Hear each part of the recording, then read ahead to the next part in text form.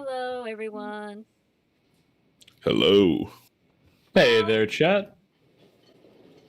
How's everybody doing? Welcome to Shop Talk with me and Tracy, Yeah. and our featured guest, JazLyte, aka Hello. Callan Whitfield. Hey there. Yo. Yeah, and also any crew members that happen to filter in, will pop in and have a little something to say. But yeah, thank you so much for joining. This is is this like the third or the fourth Shop Talk session by This now? is the third one. We This is did, the third one. yeah, we spoke to Ashley Nichols, we spoke to Worthy Kids, and Now now we're talking to JazLyte. JazLyte. Yeah. Hey everybody, yeah, please do give me some indication if you can hear multiple people talking. You should hear them all, but if you can only hear me, Just obviously, test. Just yeah, test. there's the problem. So it looks like you're registering in Streamlabs here, so I think we're good. But yeah, once I am sure that you can hear everyone, we'll have JazLyte introduce himself. Yeah. And, oh, by the way, if you hear birds, it's because I live on Isla Nublar. So yes, indeed, that is a rooster that just crowed, and you will hear parrots squawking on occasion. If it gets too obnoxious, I mute myself. But yeah. Okay, great. Well, it sounds like audio's all good. So so Kaylin, hi. Hey.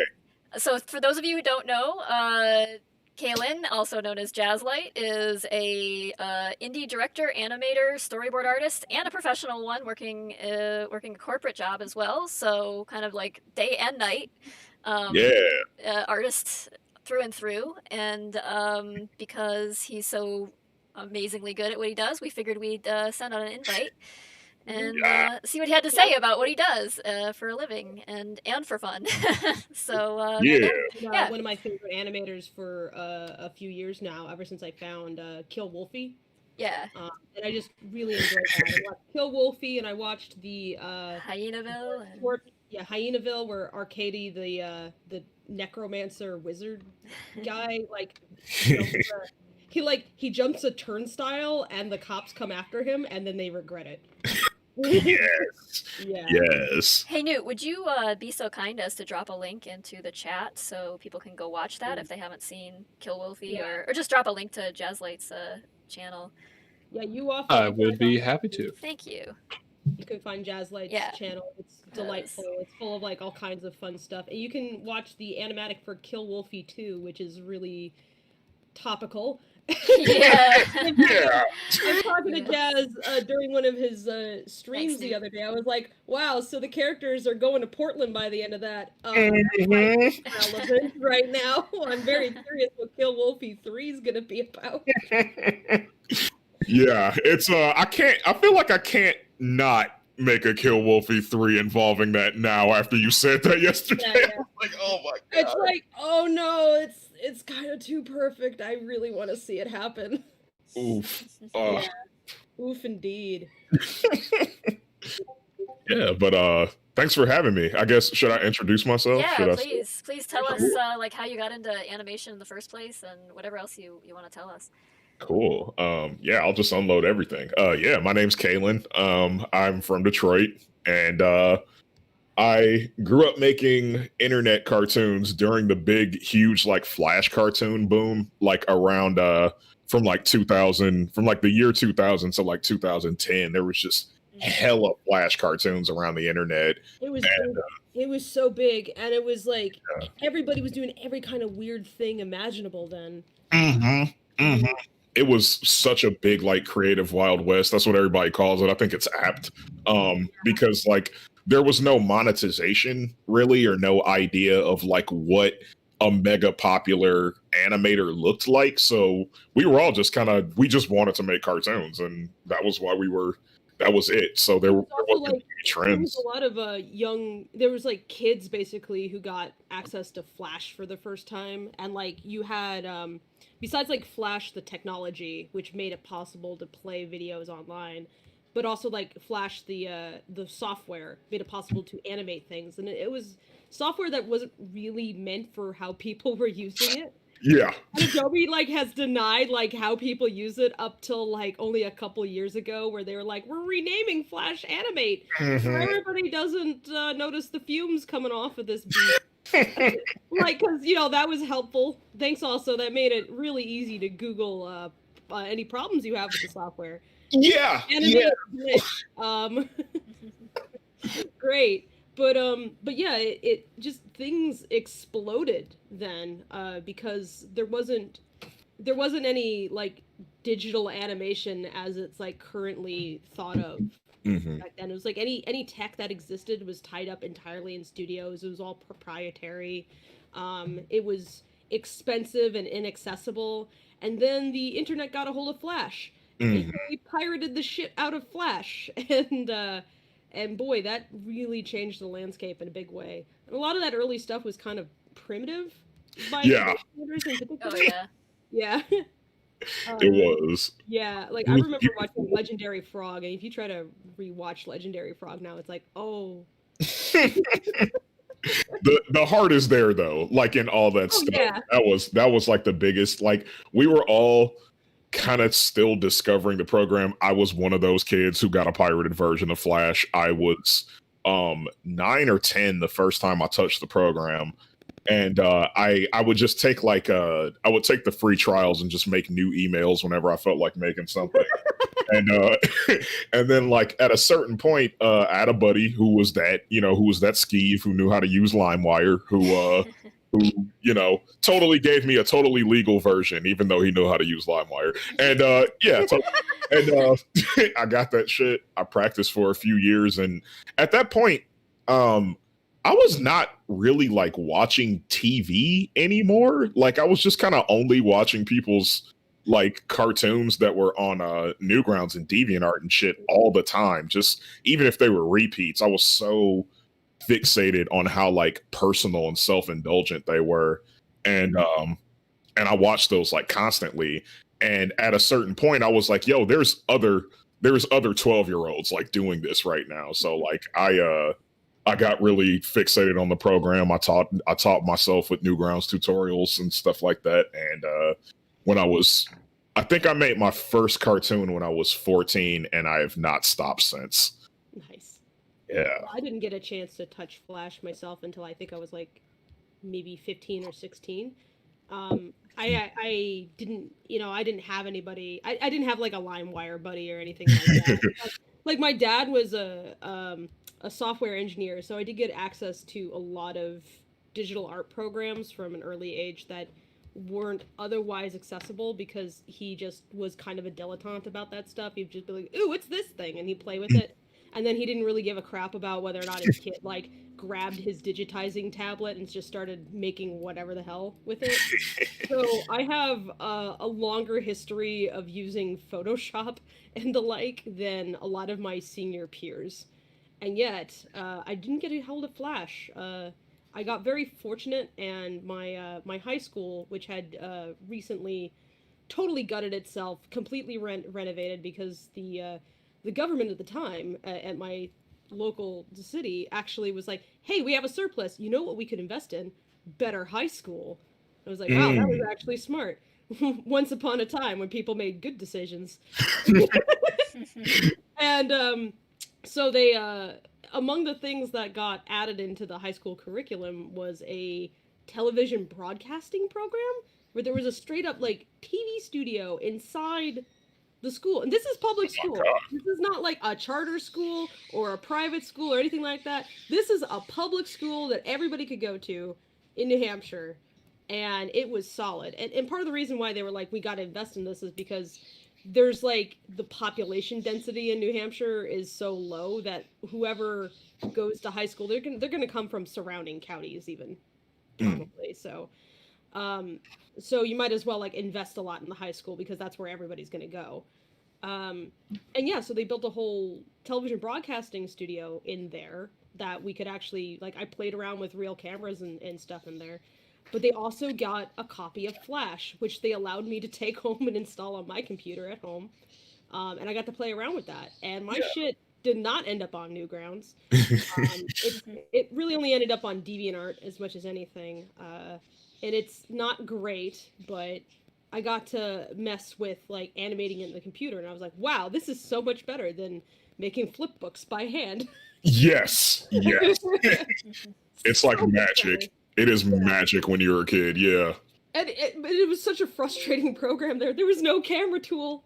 There wasn't a camera tool in Flash until like a few years ago even. Adobe, why? I am so old about this shit that I don't even use the camera tool. Like I'm used to making a camera out of symbols or using ActionScript, which is an outdated word now. Nobody knows what that is. There was a plugin that we used in one studio where they had if you wanted a camera, you used a plugin, and the plugin created like this frame basically, and wherever you moved the frame, that was the camera. And to me, that was actually a better camera than the camera tool they have natively in Flash now. Absolutely. I'm like, why would you make it this bizarrely complicated thing where it like looks like it's moving the entire ass canvas? That makes no sense. It's so weird. Like, especially when like Toon Boom's I mean, you've probably used Storyboard Pro. Like it has that camera is great. Like if Flash had that camera, oh my god. Flash, I don't know what you're doing, but I'm pretty married to Toon Boom and TV Paint at this point. Flash is the abusive boyfriend of the animation world. It's a step above Photoshop, which is that you know that grungy the grungy fuck in the alley when you're just desperate. Photoshop is glory hole. the glory hole of animation software. I see GIMP as like the glory hole and like Photoshop being the like, to me, Photoshop with how complicated it is now is kind of more like a high class orgy that like only some people are invited to, and like nobody really knows everything. Yeah. It's like some of these people, oh man, you know, you totally party with them all the time. And then some of them you're like, you're just here to fill space, aren't you? The animation tool in Photoshop is basically that. It's Don't give Adobe any ideas. They'll start charging by the hour. Oh god, yeah. Wouldn't be surprised. That would definitely make me go, buy Adobe. Buy forever. I think I'm gonna even janky is better than that. Yeah. But yeah, I did my whole senior thesis for my animation degree.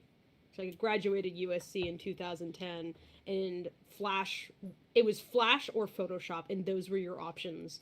So I chose Photoshop, and I had been animating in Photoshop for a while, but I did a whole ass movie using Photoshop, basically. Oh my god. Animated the frames in Photoshop. Try lip syncing in Photoshop back then, by the way. That's not painful or nothing. And then I printed everything out on paper, and I hand painted every frame. How are you still here alive talking to us today? What? Okay, the answer is everybody who knows me now, who thinks I'm crazy now, you didn't know me when I was in college, when it was like, absolutely you are crazy. It's like, oh, that kid might like blow up and die at one point.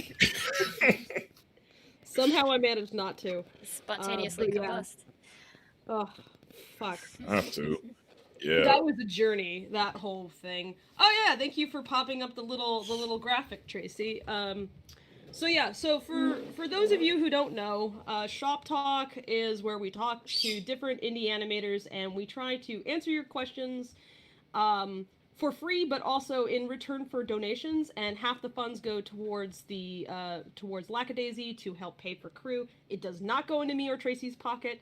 Tracy doesn't make a dime off of this. I have already been paid. It's purely about getting us like closer to our last fundraising goal that we didn't hit on our Kickstarter, which was music video, and just making sure that we keep the crew in tuna, you know, because they deserve it. And then the other half, of course, goes to our featured guests so that they can continue to make animations, even if they're not paying a crew. Sandwiches go a long way towards making artists continue to go. So help pay for Jazz's sandwiches, please.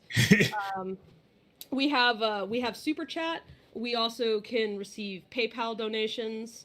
Tracy, is there an alternative place to put donations to so that we make sure that we split that with Jazz, or Or are we just gonna keep track of those some other way? The Iron Circus stuff I can't keep track of, but Spike can. Yeah. Yeah, but so the we'll talk it out with the Spike. super chat is where, if you want to, Yeah. That's where I would be able to. Yeah, you can donate via super chat. But yep, so we answer your questions, and we are of course probably gonna, as you just heard, talk about the technicals of like various software and how much we bitch about it. So yeah. Do we have a Ko-fi? Hey Jazz, you want to plug your Ko-fi? Yeah. I do not have a Ko-fi, and you have a I you have a anything? Ko-fi. I think. Okay. Let me find it. Yeah. I haven't used it in a long time. Can you put a link to your Ko-fi up there, Tracy? Just real quick, type it in. Sure. Let me see if I remember it. I think it's just Lackadaisy. I'll put up my Ko-fi if you can't remember it, and then I'll make sure I collect and give that to y'all. I haven't used it in a long time. Super chat they take out like a chunk out. So I don't want to like talk about it too much because I don't want like the YouTube algorithms to beat us down, but yeah, they take a huge chunk of it. It's unfortunate, but they definitely do, sadly. Here's here. If you can't your Ko-fi, if you can't figure out your Ko-fi, here's my Ko-fi, and then I can field any questions and stuff that come through that Ko-fi and add them in. Cool. Thank you. I've not attempted to monetize online before. Honestly, like I thought about making a Patreon once, but I should really look into that stuff. Yeah, Patreon ran into some difficulty recently. I wouldn't. I think there's some like doomsayers out there who have a vested interest in seeing the platform fail, and so I wouldn't take their word for it. But yeah, they seem convinced that because Patreon lost some kind of ruling in which they have to now arbitrate 72 different lawsuits individually to the potentially to the maximum tune though of I think like $720,000. I think like it's between $1,000 and $10,000 that they have to pay in fees for each arbitration. And there's some political contingents that are out there cheering because this is all about YouTube or about Patreon having kicked off some controversial people. So people who don't make the good trouble, right? Yeah, so Patreon had some loopholes in its terms of service as it turned out, and they utilized that to file suits against Patreon over this issue, and then Patreon attempted to change its terms of service in the middle of the game, which was basically like shooting themselves in the foot because it was basically someone should have talked to their lawyers first. Yeah, their ass, and they were kind of dumb about it. So whoops. Yeah, but I don't think I don't think this spells doom for Patreon. I think there are other things that could spell doom for it, but while it's around, it has been extremely beneficial, at least for me. But I think I got in at a time when it was. Nobody was like. Yeah, it was a bit of a. It was only about a year after it launched, and it was still a bit of a novelty thing. And there becomes an issue where people start repeatedly posting their Patreon, like come support me on Patreon, come support me, and there's just so much noise that people start tuning it out. So. Yeah. Unfortunately, but it is still like I definitely recommend checking it out. It's still a pretty powerful tool to use if if that suits what you're up to. If you can like share behind the scenes stuff and like. Hey, if nothing else, it can get you a sandwich. Yeah, really, right? Yeah. Yes. It doesn't hurt, but it also is good to diversify your income. When you're doing a freelance thing. Yeah, like. If you've been around this block, you know that websites come and go. It doesn't matter how stable they seem. It's like they're always shifting themselves and like what they decide to do. Like it used to be that YouTube was a way to make money. Now YouTube's more like a way to build an audience, but not make money. It was very briefly a way to make money, and then they pulled the rug out from under everybody. Of course, everybody remembers that happening, I'm sure. But yeah, but that can happen with any platform. You have to remember you're at the behest of their rules and their willingness to pay out and everything. So how do you currently fund your indie productions right now, Jazz? I mean, I know you're like a one-man team more or less, but like. Is it just like whatever comes out of pocket from your other job, or have you thought about fundraising for something bigger? And like, what are your thoughts about that? I don't know.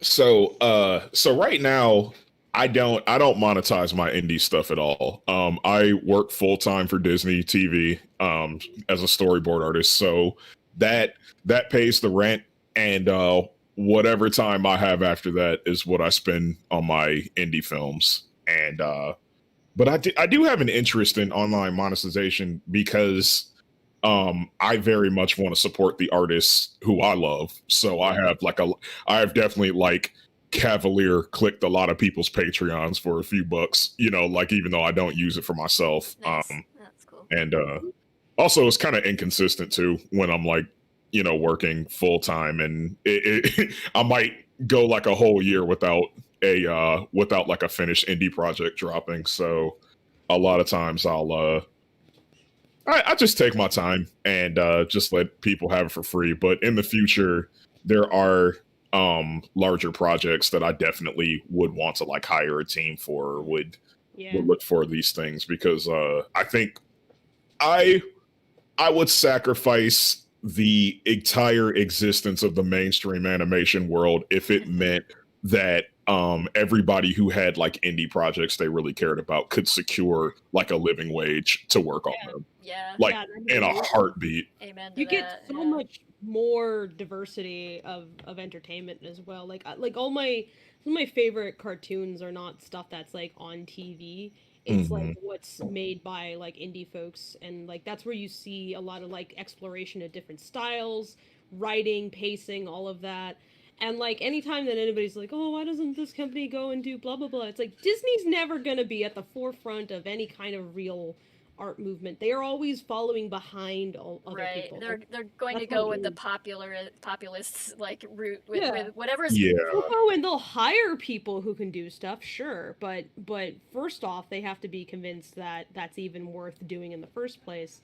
And like a company like Disney especially is not going to dip their toe into the waters of anything that they think is anything other than like the most broadly applicable, everybody will like this thing, without knowing that while being like in any way what could be perceived as edgy. They are in the business of making money and specifically pleasing their shareholders, so they can't risk is not something they're going to do when it comes to Disney's not going to go and do adult animation. They're not going to do anything revolutionary politically or anything like that. So you can always, but usually what you see, I will say though, not in Disney's defense, but in the defense of the crews that I see working for Disney, they always are trying to push the envelope. Like, the people there do care deeply, clearly, but they're not in charge of everything, and so I would just love to see those folks who are on those crews and stuff. It'd be really cool if you saw more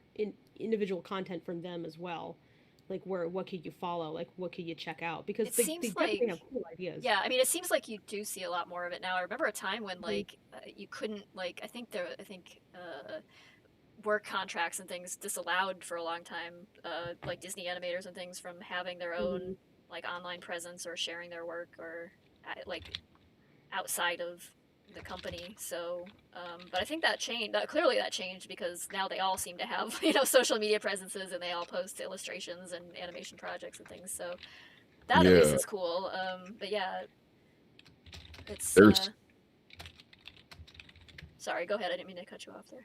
Oh no, sorry, I didn't let you finish. But I was just gonna say on that, like there was this kind of fear, or there is this pervasive fear among industry workers about getting your indie project seized by the larger company that you work for. And that isn't the first time I've heard about that. When we were in school, they were like, don't do that. Don't do that on the side, because like if you end up working somewhere high profile, they'll have the right to snatch what you make. And there is a legal truth to that. I don't know how often it happens, and I don't know anybody who it happened to, but I know that like when you go places like DreamWorks or Disney, they can DreamWorks for sure will like ask you up front if you have independent stuff, and to like kind of like make them aware of it. And it comes under the auspices of like safety for you.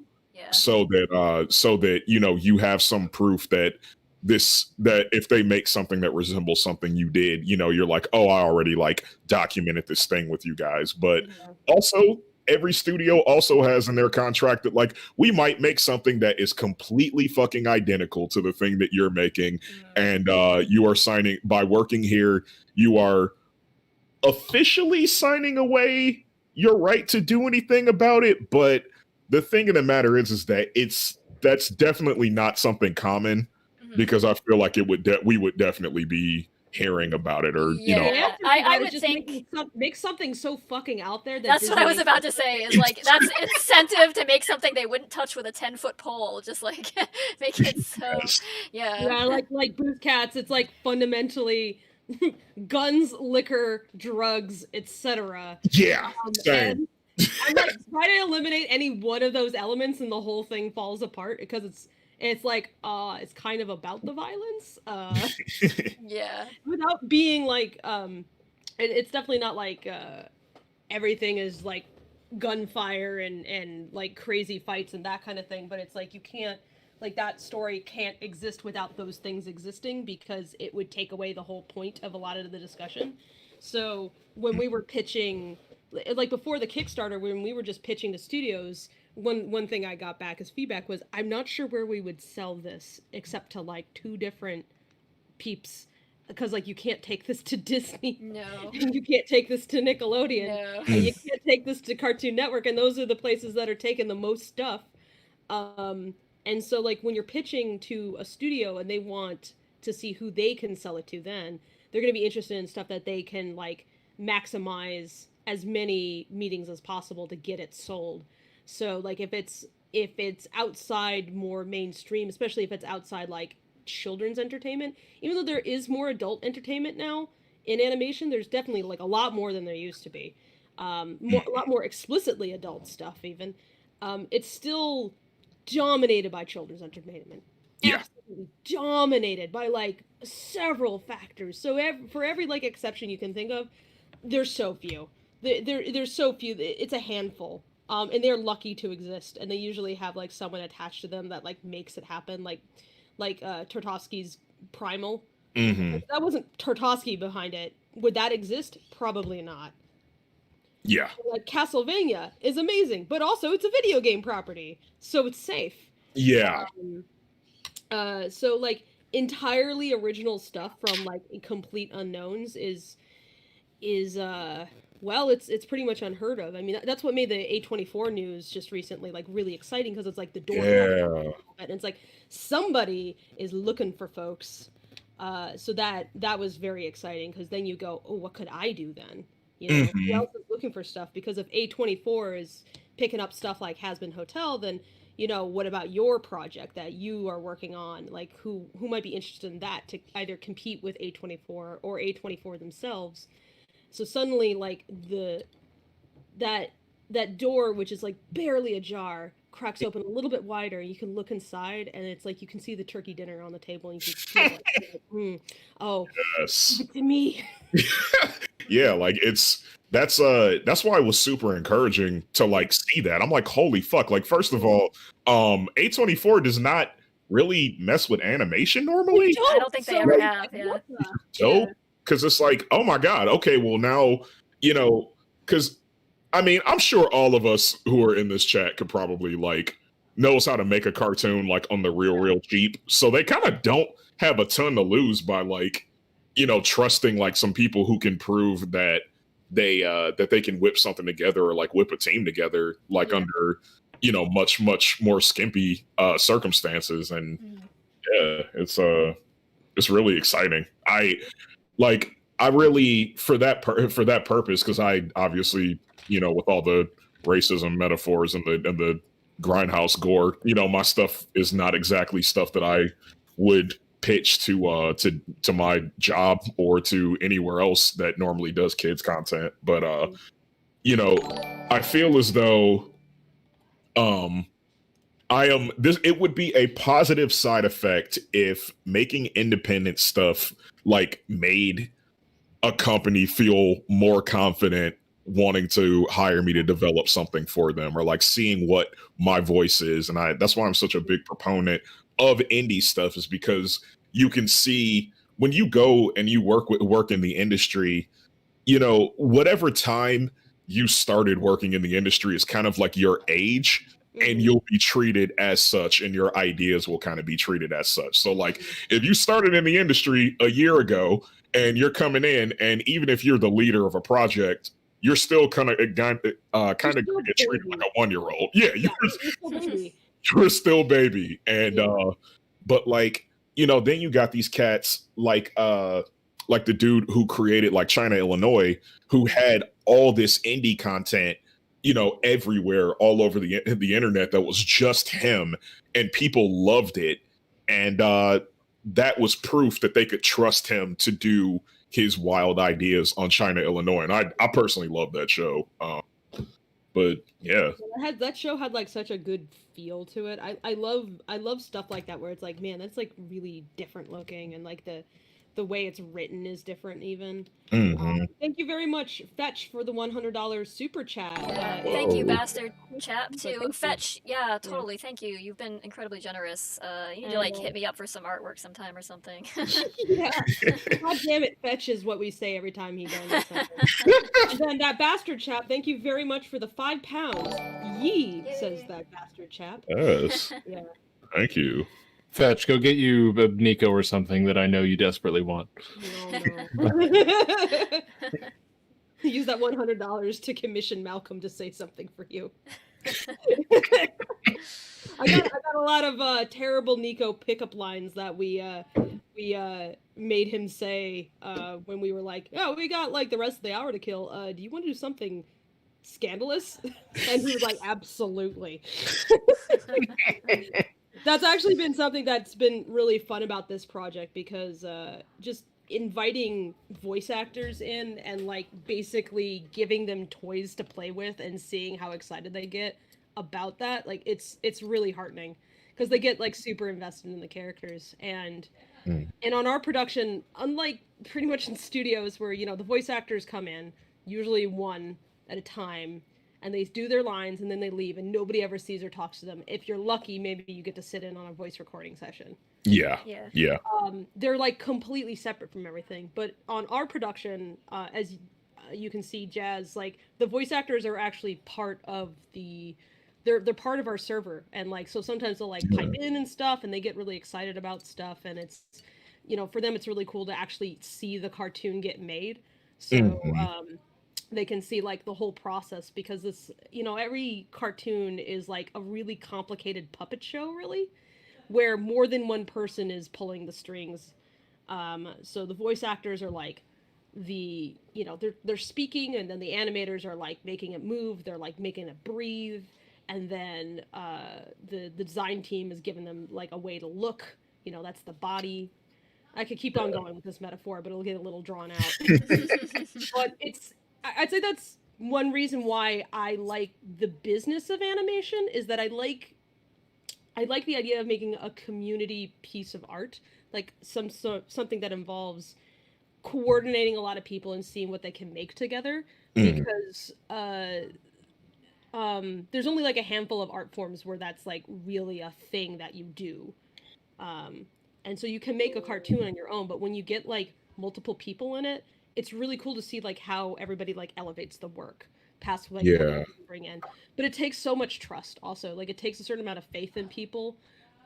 It takes like building relationships with other people so that you know who to turn to when you go, I want to do this thing.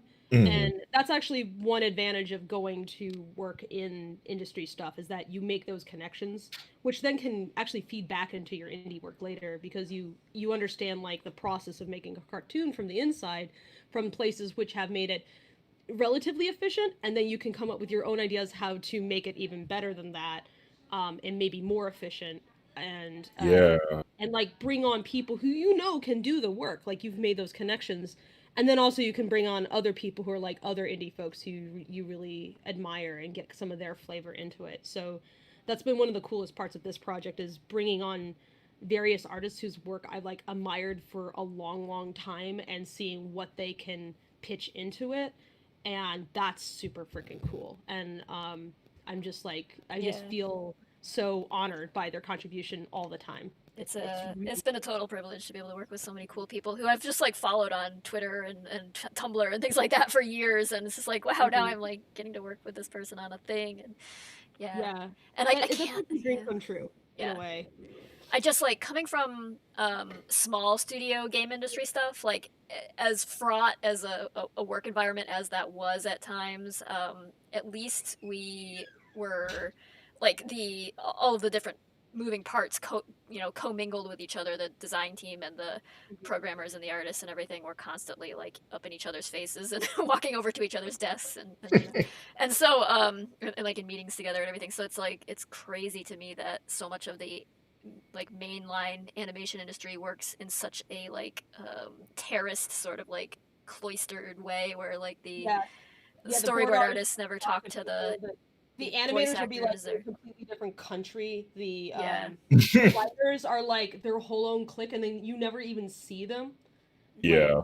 Like, your bosses above your immediate bosses, like I think I'd like see them behind the building and they're like smoking weed and they'll hand you a joint, but they're not really talking to you outside of that. Yeah. Man, they got good weed though. Yep. Yeah. Especially in them smaller studios. They yeah, man, I got some stories. Man, there are some marijuana moguls who really want to get invested in cartoons. They have terrible ideas, but they got money. So they love the idea. Yeah, it's the same with games. Like everybody has an idea for a game. Like you tell somebody like I work in the game industry, and they're like, "Oh, I have this idea for a game," and they like just like sit there and tell you about their idea for like at the next hour. It's like, okay. And especially people who smoke weed, because they suddenly believe that they're really creative. Yeah. Like, they should live that. Artists who smoke weed are like, this doesn't make me more creative. This just makes the pain number. Yeah. Function right now, so I can. Non-artists are sitting there like dreaming up things on like and then like artists are just like, just make the pain stop. And I've said to folks repeatedly, all animators are sadomasochists. Yeah. All animators are sadomasochists. I can't think of being an animator without being at least somewhat of a sadomasochist, because it's an art form that requires so much pain, like literally, and then you take it out on the characters. Yeah. You're like, I hurt, so you must too. Like, dude, on some real shit, like the artists who aren't masochists, they don't get a lot done. And this is not to insult them. It's because they are healthier and they see the problems in like manically sitting in one space, like with your face glued to something, trying to figure out ways to work when you've already worked and paid taxes. The ones who are not masochists are like living their best lives, and they're perfectly chill. Oh my god, yeah. It's like I admire them, but my brain is broken, so this is what I do. Exactly. I've thought about like, it would be so great if I could just be satisfied being like an accountant or something and just do art on the side, but I literally don't have any life skills beyond this garbage. Yeah, you can pretty easily spot the people who've grown up with that sort of like disordered concept of what work ethic is, and those who've grown up a much more healthy, well-adjusted like childhood or whatever. Yeah. Wow. Yep. The art world is built on the backs of broken people. Oh yes, probably why we're a bunch of like pinko commies. Like all the illusion is stripped off. Yeah, actually, people get the impression that artists are like that because we're like touchy-feely or something, and maybe there's some degree of truth to like the empathy side of it, but I think it's more that you just you've experienced some things that make you realize that like what your best interests are. To be an artist is to immediately get like whacked down. You get such a dose of like, no matter where you started. Unless like you come at it with some like sort of PR crowd and you're just some like pretend YouTube star. You definitely tend to get the crap end of the capitalist stick. as an artist. So yeah. And you associate with the pores. Yeah, you do. You are the pores. You are the pores. Yeah, you are the pores, and you live among the pores, and you have health insurance when you can. I can't afford health insurance. Can you guess? Well, you work for Disney, so you got it for real. But yeah, y'all, by the way, Disney, y'all need to come to those guild meetings, man. They be like, "Where's the Disney people? Please come. We need your voice." They desperately want to talk to you. I actually, I mean, I did like at other places I've worked. This is actually the first time I've been at Disney as of like 4 or 5 months ago. I honestly, dude, I literally draw fur porn. I thought they'd never hire my ass, but oh my god. It's not the stigma it used to be. It's like I think everybody draws it now. What's more is that it would be so hypocritical for Disney not to hire people who draw fur porn, considering they made me like this. Yeah, not like that. But the folks from the beginning were that way. So I'd be like, oh, look, if you're gonna get mad about like horny, dirty motherfuckers working in cartoons, that ship has sailed. Walt. Just point at Walt. I know. Walt, it's like you did this, so. Betty Boop. Betty fucking Boop was not human at first. That's true. Betty Boop was a dog. They knew what was up. Yep. They know exactly what they were doing. Them old school. Them funny animal people. Yep. Pre-internet cartoons were where all that shit like was. So it's really just inevitability. So so Kaylin, can I talk about what you work on at Disney, or is that perhaps like actually why don't you talk about it, since and I know that I think Ash was in here. Ash is actually. Hey Ash, if you're around, you want to unmute and say hello. Hey Ash, how you doing? Yo, what's up? Yo. So these two are coworkers, as it turns out. We are. And yeah, like I can't say a ton, but the property that it's made off of is something that's public. It's Moon Girl and Devil Dinosaur, which is a Marvel comic about a genius little black girl and her dinosaur pet. And they fight crime and stuff, and we are definitely all kind of putting our own coat of paint on it, or our own like little handprints, because honestly, and if you're a Moon Girl and Devil Dinosaur fan, I am so sorry for this. I've never read the comic, but It happens. Yeah, you jump on a property and you're like, okay, what's this about? Even on our project, which is like a passion project, you think everybody who would apply would be like a super fan. It's like, no, I think at least half our crew were like, what's Lackadaisy? Word. And it's like you get fresh perspectives from that, because like it's fandom and like your devotion to an idea and like what you bring as an artist can definitely be like two completely different things. Like somebody who's a great fan of something might completely misunderstand the concept of nuance or like anything. That's not to bash anybody, by the way, but like or like you're so familiar with an idea that you don't realize that maybe you need to walk other people through it. So like, like when we were working on our script, I was like, oh no, all of my friends know this. Who can I turn to that knows fuck all about this and doesn't care? So I went to one of my roommates who does not give a shit what I'm doing. And I was like, read this. And she asked like some basic ass questions, and I was like, oh fuck, we never mentioned their names during the script. Yeah, that's major oversight. Where you are so familiar with the characters that you never write like the other characters speaking their names as they address them. So you just like you know them all by name so well, and then it's like it takes like an outside reader to come and say, oh yeah, who's this now?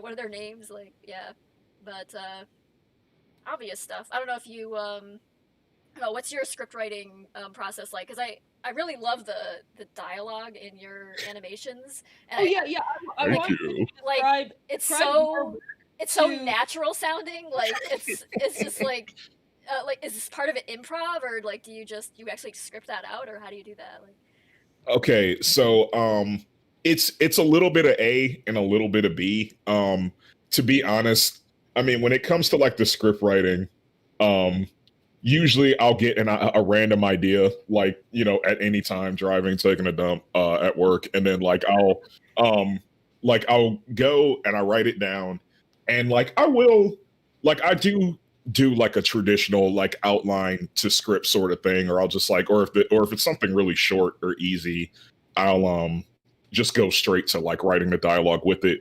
But really the reason why the dialogue sounds, if it sounds like real people, it's because the dialogue from the script usually gets changed. I go into it with the expectation and the desire for the person who is going to read for a character to make that character theirs, and to say things how they would say the character, and a lot of time, or how they would say it if it were them.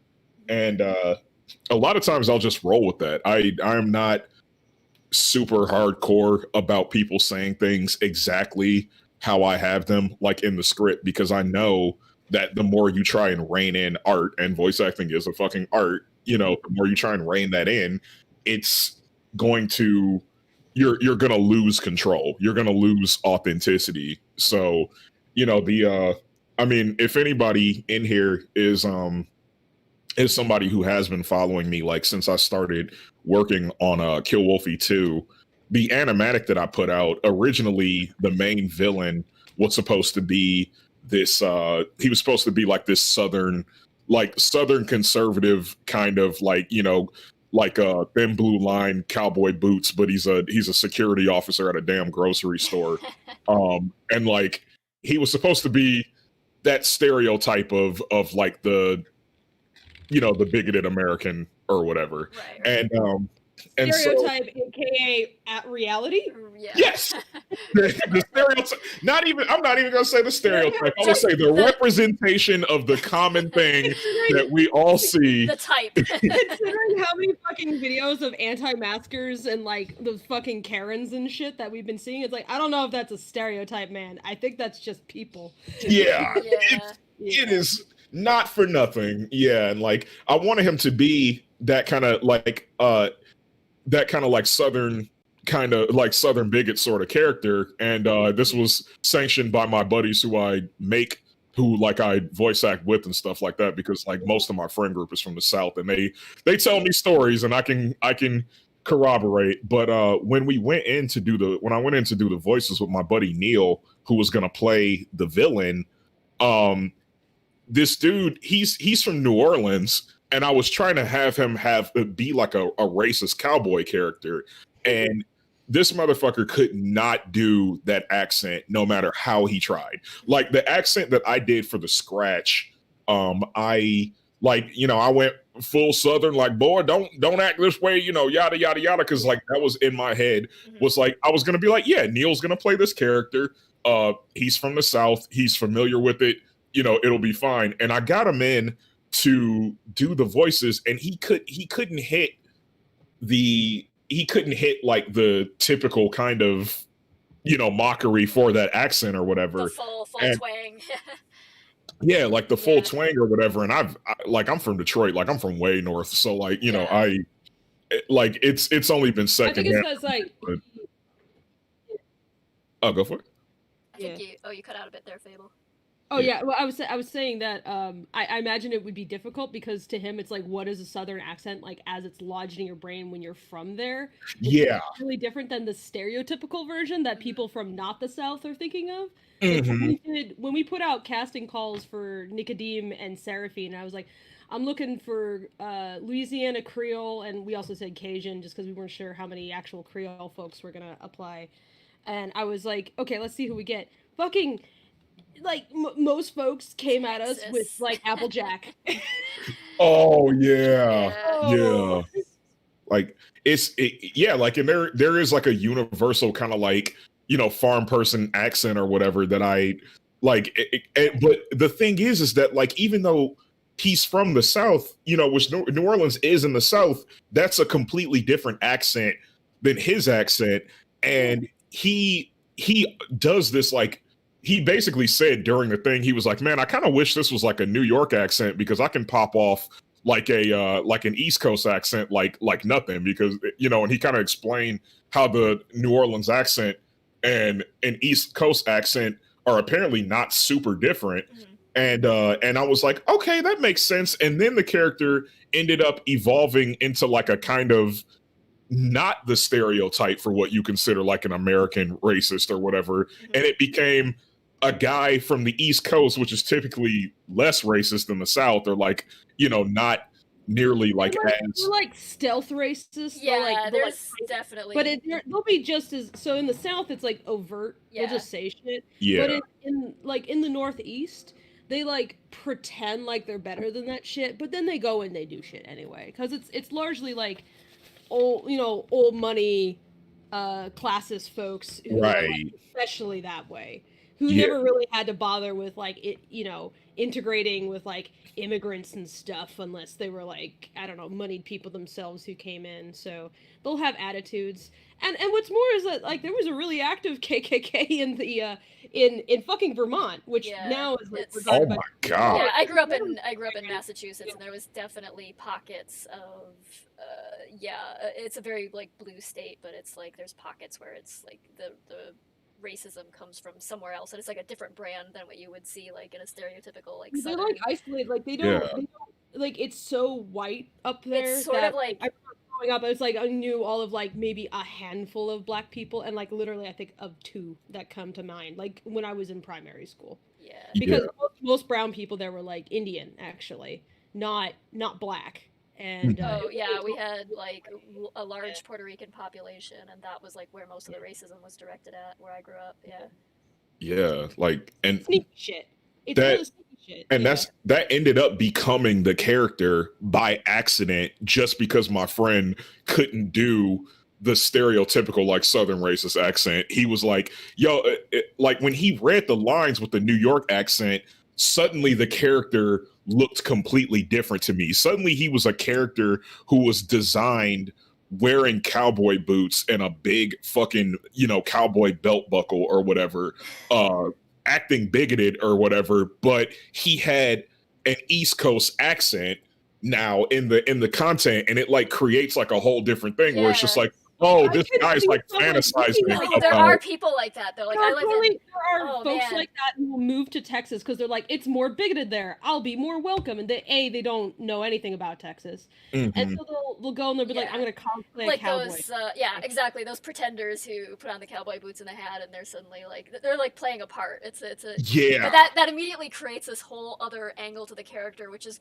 really great. Which I have noticed as well when we bring in the voice actors. It's like so they just bring in this extra thing, this extra dimension that I love seeing that. Like and it made it, I feel like it strengthened it, because then I was just like, yeah, this motherfucker's doing a New York accent all the time, like, like for as a bit, but like now that comes natural to him, and the lines came out of him so much more naturally, and then it turned this character into something completely different by accident, because we were all recording and high out of our minds and changing the lines as we go, and figuring stuff out like as we go. And that to me is what making art should be. It's why I'm such a big proponent. Be high out of your minds and just fucking around. Yeah, that's most of the time when I'm making my stuff is just like when I go on my streams, I eat a handful of edibles and just go and put on the vaporwave and just Dude, go. That's sativa. It's pretty good when you're doing cleanup. Yeah. Cleanup is so fucking tedious. It's like, oh, I do gotta drug myself for this. This is why I'm not doing cleanup on this. I'm like, Ashley, do it for me. I'm stupid. I got no good brain juice left for this. You fix it. And we recently hired also Zabird Brain, who is well known on YouTube as being like the Toon Boom tutorial person, and they've been an awesome asset to the team. And I've just been like, Z, Ashley, you're best friends now. Have at it. And like inside of like 15 minutes, like they just came up with something amazing for helping our cleanup process, and I'm like, I did good. I sat in on some of that meeting where like Z was organizing the nodes, and I was like, I have no idea what's going on, but I'm very impressed. It's pretty cool. It pays to have people who are like smart. They know what they're doing. Yeah. Yes. You don't want to hire people who are dumber than you. You want to hire people who are like smarter than you. Yes. Because you don't want to be.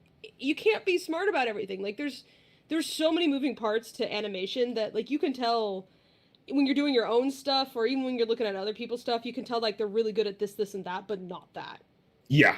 You can always tell it's like this is not your strong point. It's like you're not good at music, you're not good at sound mixing, you're not good at staging or boarding or maybe even writing or voice acting or anything like that.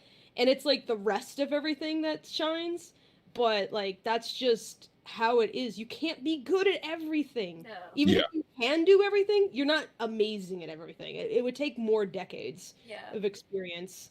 And any one aspect of this field is in of itself such a refined craft that it takes decades to get amazing at it. So Yeah. I feel like animation, even though I've been doing this for years and years and years and years, it's taken me like over a decade before it finally like clicked in such a way where I feel like I can see the matrix now. Yeah. Yeah, it's weird when you enter that space when you're doing traditional animation. You're like, oh, I understand it. Mm-hmm. You're not just like flailing around and figuring it out or like working instinctually. Suddenly you understand it. And that's like, look at that math appearing before my eyes. I Yeah. feel like I just kind of arrived here, honestly, Yeah. when I started this movie, because I was I was very much a person who was like, yo, you don't need to be like make things amazing, just make things. And I still do feel that way to an extent. Yeah, you got to start somewhere. I mean, like, you don't Yeah. have to see the Matrix before you get started. God forbid, don't do that. You'll never get started.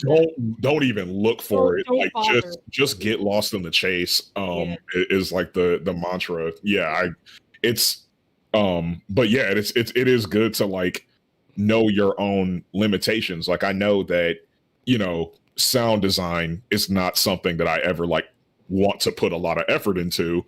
So I'm probably, gonna like I had a mutual like offer to do the sound design, and like at first I'm like, no, it's my cartoon, nobody else touches it. But then I thought about it a little bit more, and I'm like, no, actually, I kind of suck at sound design. I should definitely like you gotta drop the ego and be like, you know what, maybe I'm just bad at this and it could be better if I admit that to myself. Yeah. You could learn something from them too. You will learn so much more about sound design by working with someone who's better than you than studying on your own. Like, Agreed. I mean, you could study on your own, but really, honestly, with any kind of skill you're trying to pick up, find someone who's better than you and talk to them. Yeah. Because, like, they just know more than you already. It's like, this is basic human shit. Humans learn things from other humans. Tap into that instinct. And I feel like making cartoons also is tapping into that instinct for, like, socially driven accomplishment. I don't know how to better put that, but like we're just like an animal that gets things done together, not on our own. Like one human on its own just fucking goes and dies in the woods, but you put like 3 humans together and they could do all kinds of shit. Absolutely. Yeah, all of our brain power is stored in other people, really. That's why the internet is so powerful and scary. Yeah.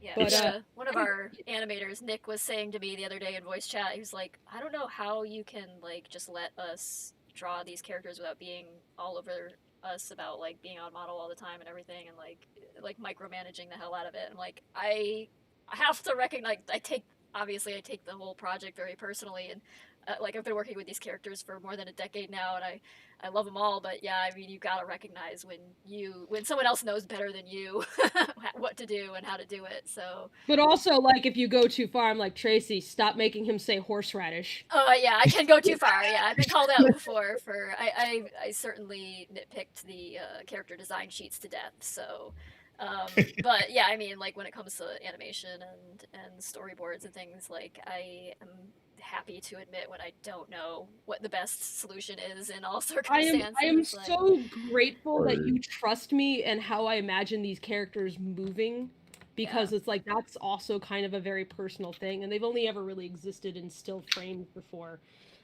So to sit there and have you go, I trust you, like that this character moves that way, and you're just down for it. And like, but also I listen to you. Like I'm trying to kind of grok these characters in the same level as you, without having the luxury of lived in this world for like over a decade. I have to like get up to speed super duper fast. And I think just like good communication is what does that. Like good communication, trusting, listening to the other person, being interested in their input, and like kind of viewing ego as like this thing that's important to you, but it's also like a pussy bubble pimple that you need to like burst every so often. Yeah, yeah. So you need to like let go of that every so often, and you could sit there and feel really apprehensive about it, but it's like if you don't poke the bubble every so often, then it's gonna get infected. It'll put you in a. It may hurt or sting at the time, but it'll put you in a It will absolutely. healthier. Like You will physical pain. you will grow as a person when you learn to Yeah. let go a little bit and trust other Yeah, if people you to don't- to do If what you they're don't good let that at. happen so often, every so often, if you don't like go, I'm down for this, I will accept this, then you'll like turn into like a pathological narcissist who Yeah. can't Yeah. handle like even the least little bruising. You're just like a brittle person, and you do not want to be a brittle artist. It's like the world's rough enough without being brittle on top of it. Mhm. You lash out at the wrong people if you get bitter like that. You'll lash out at the people who are trying to help you, your peers, people you can learn from. I've seen a lot of that online, like crab bucket mentality. Whenever someone like happens to poke their head out and like things look like a little bit better, maybe, and it's like, hey, here's an idea, and then you'll see people just go to town tearing that down. It's like, what are you doing? This is like an avenue for you. Can't you not see it? Mhm. And like, yeah, like don't buy into the crab bucket. You need to bust your own ego every so often. It's so important, and having people you trust that you can talk to is important for that. Yeah, having people Yeah. around who are better at you than at lots of different things, Mhm. it puts everything in perspective and Mhm. kind of puts you in your place and humbles you in a good way. So yeah, Mhm. I think Yeah. that's and one that's how good you thing learn too. Yeah. When you feel humbled, that's how you start to learn things from other people. So Yeah. Yeah. Maybe that's the good thing about like I know there's a lot of talk about industry and school and that kind of thing and how damaging that can be, but I'd say one of the good things is that you are surrounded by people who have different skills than you, who might be better than you, and you learn how to you learn how to talk to them and accept that you have somewhere to go. That growth is good. Like it's a Yeah. good thing to find out that you're not that strong somewhere, because suddenly it's like, oh, I could get better at that then. Like that's good. That's a good thing. You want somewhere to go. Like how boring would animation be if there was like an end point? This is as far as I go. I guess I can't get any better. Yeah. Yeah. And that's the thing, like there's kind of a strange exaltation culture, like a kind of an idol worship sort of thing in animation. That's a natural result of, you know, people really connecting with good art or connecting with an artist. But the issue is that I've run into with that, and the reason why I'm very, very, very cautious around really popular artists if I go and like work on their projects is you know, I have run into some cases where there are people who are very, very exalted and well known who do not believe that anybody could possibly like know better than them. And like, you know, I've had to work with people who very clearly wish that they could make the entire project themselves, which, you know, a lot of us do, but Yeah, I mean that'd be cool, but the tech's not there, and you probably shouldn't anyway. no. Things so. And if you take it to a studio, you know, like nobody is going to be like your vestigial right hand to like, you know, do exactly what's going to happen in your imagination. And I've run into some prima donnas who are very who can get very mean and nasty if you are not doing exactly what's in their imagination, because they haven't learned the social aspect of collaboration. People have just like kind of been like, you're the leader because you're perfect and amazing, and then, you know, they see what their products are but not the way that they treat people. Yeah. And it can be uh a bad time, let me tell you. Yeah. That's always like the thing like in this business is like if you hear about how someone treats their crew, that's how you know who they are as a person.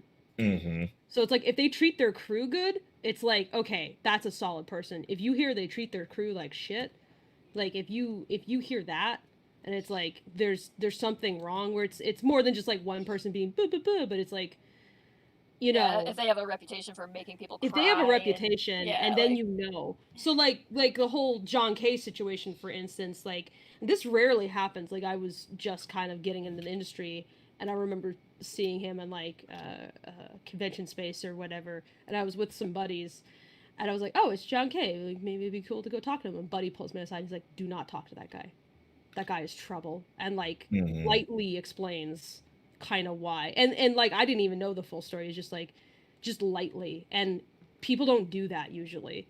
Yeah.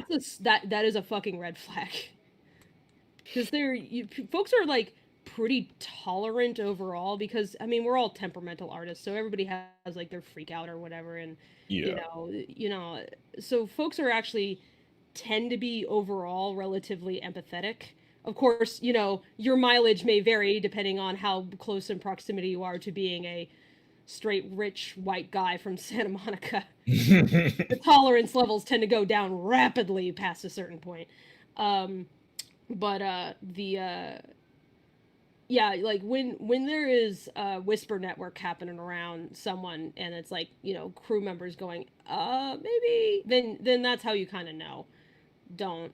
But Yeah. but yeah, I know hella people who have worked with John K, and yeah. whew, yeah. Yeah, no, they have stories. They'll have more stories than anything the internet hears about. So yeah, somebody said on chat just now, where is it? Did it go away? Oh, it was something about like Fable guards their team like a dragon hoarding treasure, and I was like, yeah, nobody fucking touches my crew. I will come at you. Yes. Yes. No, they're all good beans. I want them to be happy. It's very important to me, because I don't think that you can make good art while being unhappy, and shit's hellfire right now. So, you know, I'm doing my best to make sure that this space at least is like somewhere where you can like talk to people and like have at least something of a good time and get paid for it. So, yeah. Hell yeah. Like So, yeah. that's the thing, is like, you know, the route, however you arrive at your formula, or like your plateau in life, or whatever you're doing, will really color the way you act when you get there. And I think that we're kind of coming out of a long age of like, they're never being like an animation middle class. Like I think we're starting to get an animation middle class because of the technology, but before it was like either you had a show somewhere, or you had a movie, or you were all the way, you know, exponentially lower than that in the profit. Yeah, you were like indie AF. Todd Hertzfeld. Yeah, exactly. As high as you could go in the indie realm, where it's like, and then your movie gets seen in some film festival, and nobody other than like a handful of other indie people ever see it. At least Don Hertzfeld kind of exploded because his rejected cartoons exploded on the internet. But I don't think anybody would have really heard of the guy outside of that if not for the internet. Yeah. He just happened to hit this like particular kind of absurd nihilism flavor that became the internet flavor, even though that wasn't his intention. And Hertzfeld's other work really doesn't reflect that same attitude. But yeah, I mean, there's the ability to reach people. It's so much more accessible than it was before. Like, and it's a changing landscape. But there's always like, there seems like there's like several different ways you can get your stuff seen out there. Now, you will be competing with a lot of people. It's shit saturated. But you know what? At least like it's an option. It used to be there were zero options. Yeah. Nothing. So yeah. But yeah, you so now indie doesn't have to be like just whatever got the awards appealing to some guy who was running some film festival, you know. Yeah. And they you know, you have to appeal to their tastes, and you know, they might have good taste, but still it's their taste.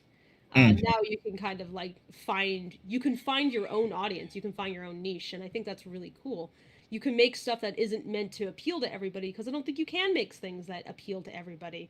Like, it's impossible. Yeah. The most popular Disney thing even doesn't appeal to everybody. Like I'm not the biggest fan of Frozen. Everybody fucking loves Frozen. I'm not really down for that movie. I'm not saying it's a shit movie or whatever. It's just not my thing. And so it doesn't matter how broadly popular something is, it's never going to appeal to literally everybody. But I think there's something to be said in like just focusing on going, but who is this for? And not just focusing on like the 18 to 34-year-old like white male demographic is like the gold standard for everything. It's like, frick, everybody's mined that forever. Can we look somewhere else, guys? Yeah. But yeah, so I encourage people also to drop questions in chat, please. If you want your question answered first, just donate anything.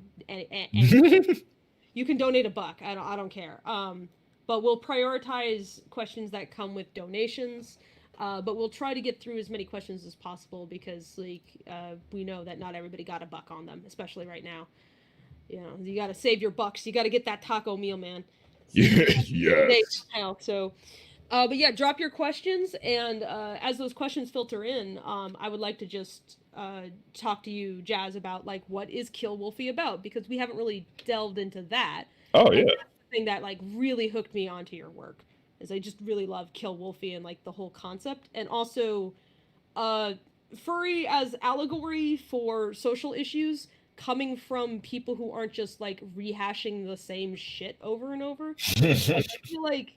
I feel like there's a lot of discussions about animals being used as a racism metaphor that where people just say just don't do that. But I think the core problem of that is that you can't use furries as a racism allegory without coming from the perspective where that actually affects you. So like something like Mouse, where Jews are depicted as mice and then the French are frogs and etc. That works because it's coming from the perspective of a Jewish person. Mm-hmm. And like your own work, like you have Kill Wolfy, where you have like sheep versus wolves, and very obviously the sheep are allegory to like black people, and the wolves are allegory to like white folks, and how they regard the sheep is very, very much informed by, I would think, like your own experiences in dealing with shit. So, that comes across as like much more informative than fresher than like some dude like, I love me some Zootopia, but the movie doesn't work as a racial allegory like at all. Oh yes. Yeah. Oh god, yeah. Written by some white dudes. I think the movie works better as a allegory about gender relationships in the workplace, or like any kind of regard of like power structures and that kind of thing that can work, but not as a racial allegory. Oh my god. And it's unavoidable to look at it as a racial allegory because they'll like drop things in there that are clearly meant to be racial allegory stuff, like calling the fox articulate or saying he needs to be muzzled and stuff like that. It's like, this is definitely coming from some real world shit. But yeah, Kill Wolfy is not shy at all about like what it is talking about, and that's why I love it, because you're not hiding anything about the allegory. It doesn't make it more palatable. If anything, it like makes it more obvious how wrong that shit is by saying like, there is a kind of a real world cannibalism that's where people just like eat each other, and not literally, but that's kind of what happens. We just traumatize each other and hurt each other, versus what happens in Kill Wolfy, where they're literally eating each other, but they're still using all the same language that we use in real life. So, yes. Yeah. It's and as far as the Zootopia thing, like I love Zootopia as a movie. That like, if I discard everything that could be taken as a racism allegory, then I can love Zootopia, and I do.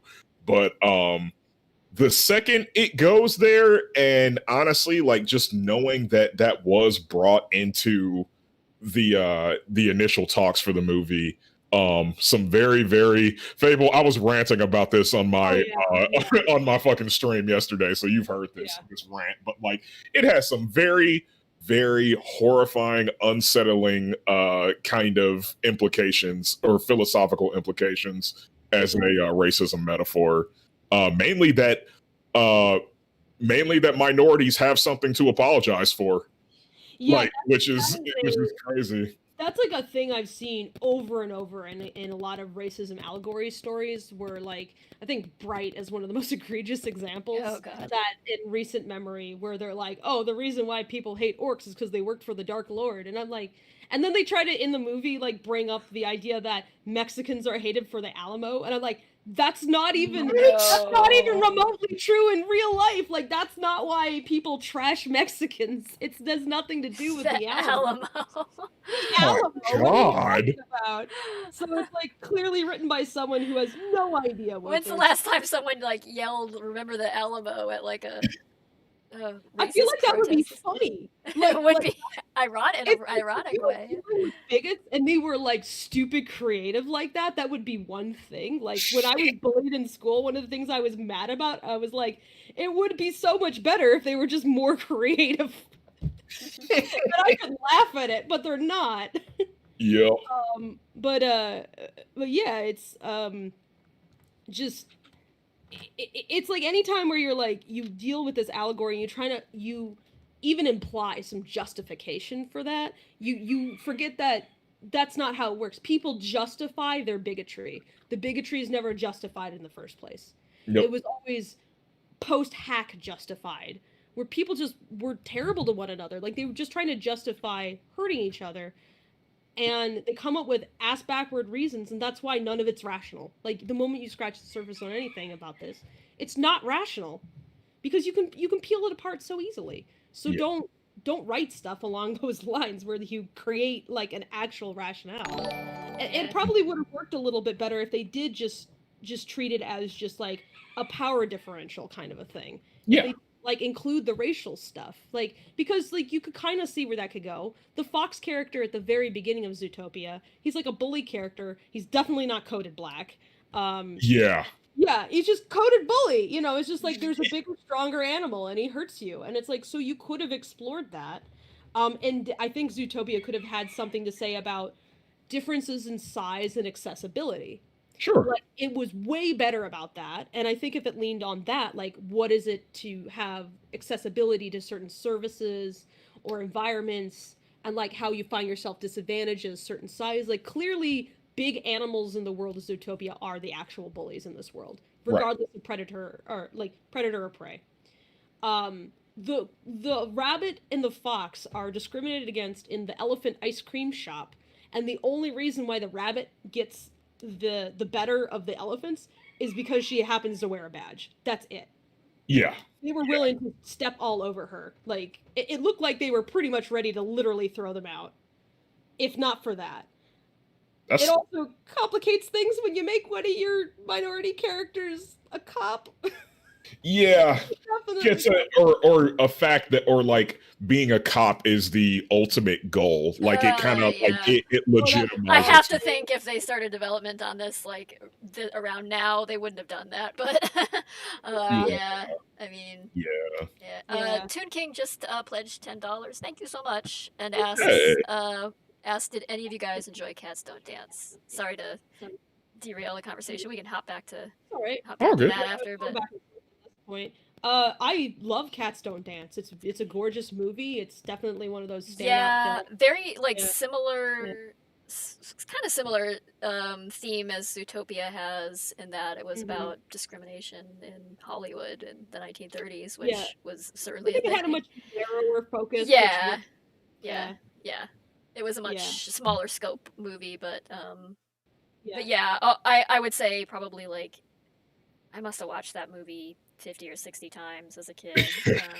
I mean, between that and like the MC Scat Cat, I wonder. Yeah, I mean, gee, I don't know. How did a Tracy end up drawing cat characters? Like, oh my god! When you find stuff from your childhood and you're like, oh no. Yeah, and you don't even realize. You look at it and you're like, oh my god, that's where I got this. Like, that's how I got infected. Scat Cat stuff. I hadn't even thought about that in years, but I'm like, oh my god, I would watch that music video over and over when I was little. Like, this guy seems familiar, Tracy. Look what he's wearing, Tracy. Where do you think that comes from? So of course I then have to turn around and be like, fair's fair. Let me point to you the thing that definitely burned in my head. Yeah. And I just point to Robin Williams' bat. Yeah. Oh, I could definitely see it. Yeah, but I mean, Word. like, I was cognizant of like all the Dog Bluth influence and the Looney Tunes influence and all the other stuff and the Bill Watterson influence. But like, then I saw like MC Scat Cat. I'm like, oh no. Why am I embarrassed by this one? Yeah. Cat, What cats about don't you, dance. Jazz? Cats What's don't been one dance, of those definitely, things that's yeah. burned into your head, and you're like, oh no. When again. You said, okay, so there was actually a moment where I realized that my main wolf guy character from Kill Wolfy actually looks a lot like Max Goof. Oh, I And- saw that tweet. Oh, crap. Yeah, It's just Max, but he's finally found his boyfriend. yeah, exactly. And that's like when that hit me. Town, and he realized that the rest of the world is like a little bit different than he thought. Yes, like that really struck me. Like that hit me a while ago, or like after I had made the movie. I'm like, wait a minute, Red Hood. Oh fuck! Like, like down to like.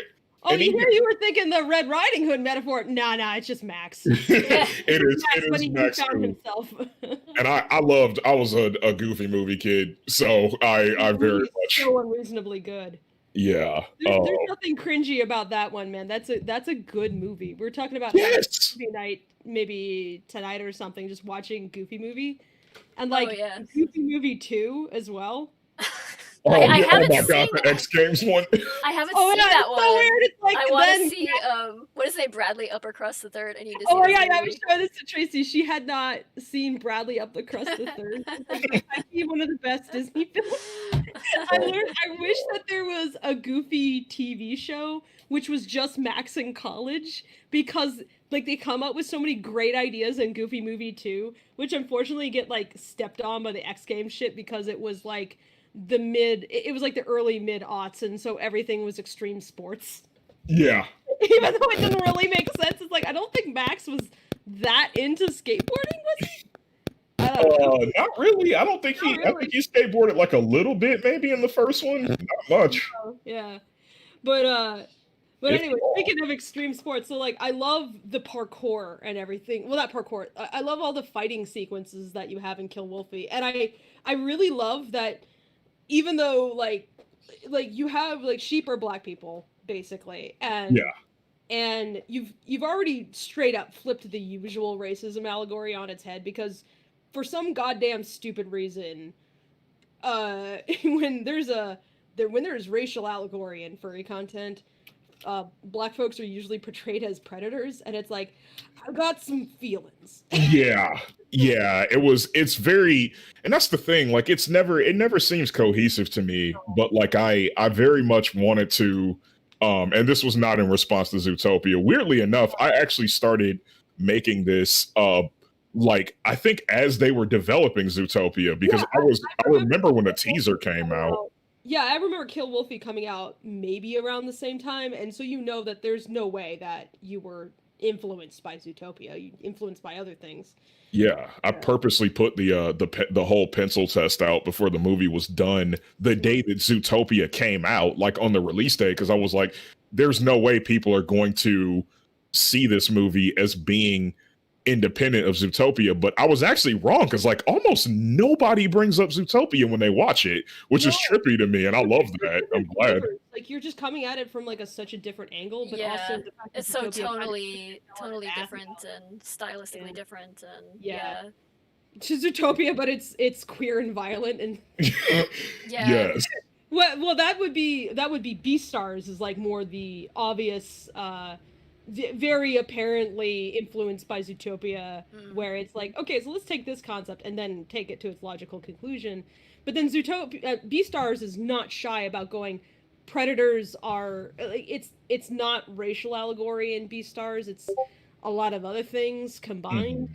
So I think by virtue of not being any one specific thing, it's able to talk about a lot of other nuanced things, and it has a lot more conversation about gender politics in Beastars, I think, more than anything, more so than Zootopia did by a large margin, that's for sure. But I think Kill Wolfy has definitely a lot of conversations to say about like queer relationships and politics and that kind of thing, because you see characters who definitely are not, they either don't understand or they get kind of upset about seeing this wolf and this sheep together, and it goes beyond even seeing a wolf and a sheep together, that's for sure. And I like how close those two guys are, where it's clearly they have their own life. Like, you see their apartment in Kill Wolfy 2, and unlike our caddy's apartment in your other stuff, Yeah. they actually seem to have like a sense of style, even with that. Like, they're clearly not like the most moneyed people, but they actually like give a shit. They have plants, at least. Always a sign of class. Yes. Yeah. That was very intentional. Is that like because I know I had a propensity for before I started like working as a storyboard artist. Like I said, make cartoons at any cost as quick as you can. I didn't really build environments. I was just trying to make cartoons quickly. So I definitely like try to like give them more of like a life and stuff like that. And also to another point that might have been like a few minutes ago, just with like how I like filled out the world or whatever, or just like decided what route I was going to go with this, was that really, in my opinion, racism itself started with capitalism, at least when it comes to like Western racism. And my theory on that is basically that when you think about slavery and like stuff like that, slavery was not because Europeans decided, oh, like we're better than everybody, and now we need to go and we need to show everybody that we're better than everybody and force religion on them. Manifest Destiny bullshit was reverse engineered from just out of we need cheap labor to achieve this. Yeah, and exactly. Cheap or free labor to achieve this. But also, like, even that stuff that was like mostly the backwards justification of like muddied people, where they didn't want to explain themselves. Like, I was talking to you on a stream before, and I was like, like normal people, when they interacted, didn't do that shit. They were usually like, they might be huffy at one another or whatever, but they're interacting with each other as people.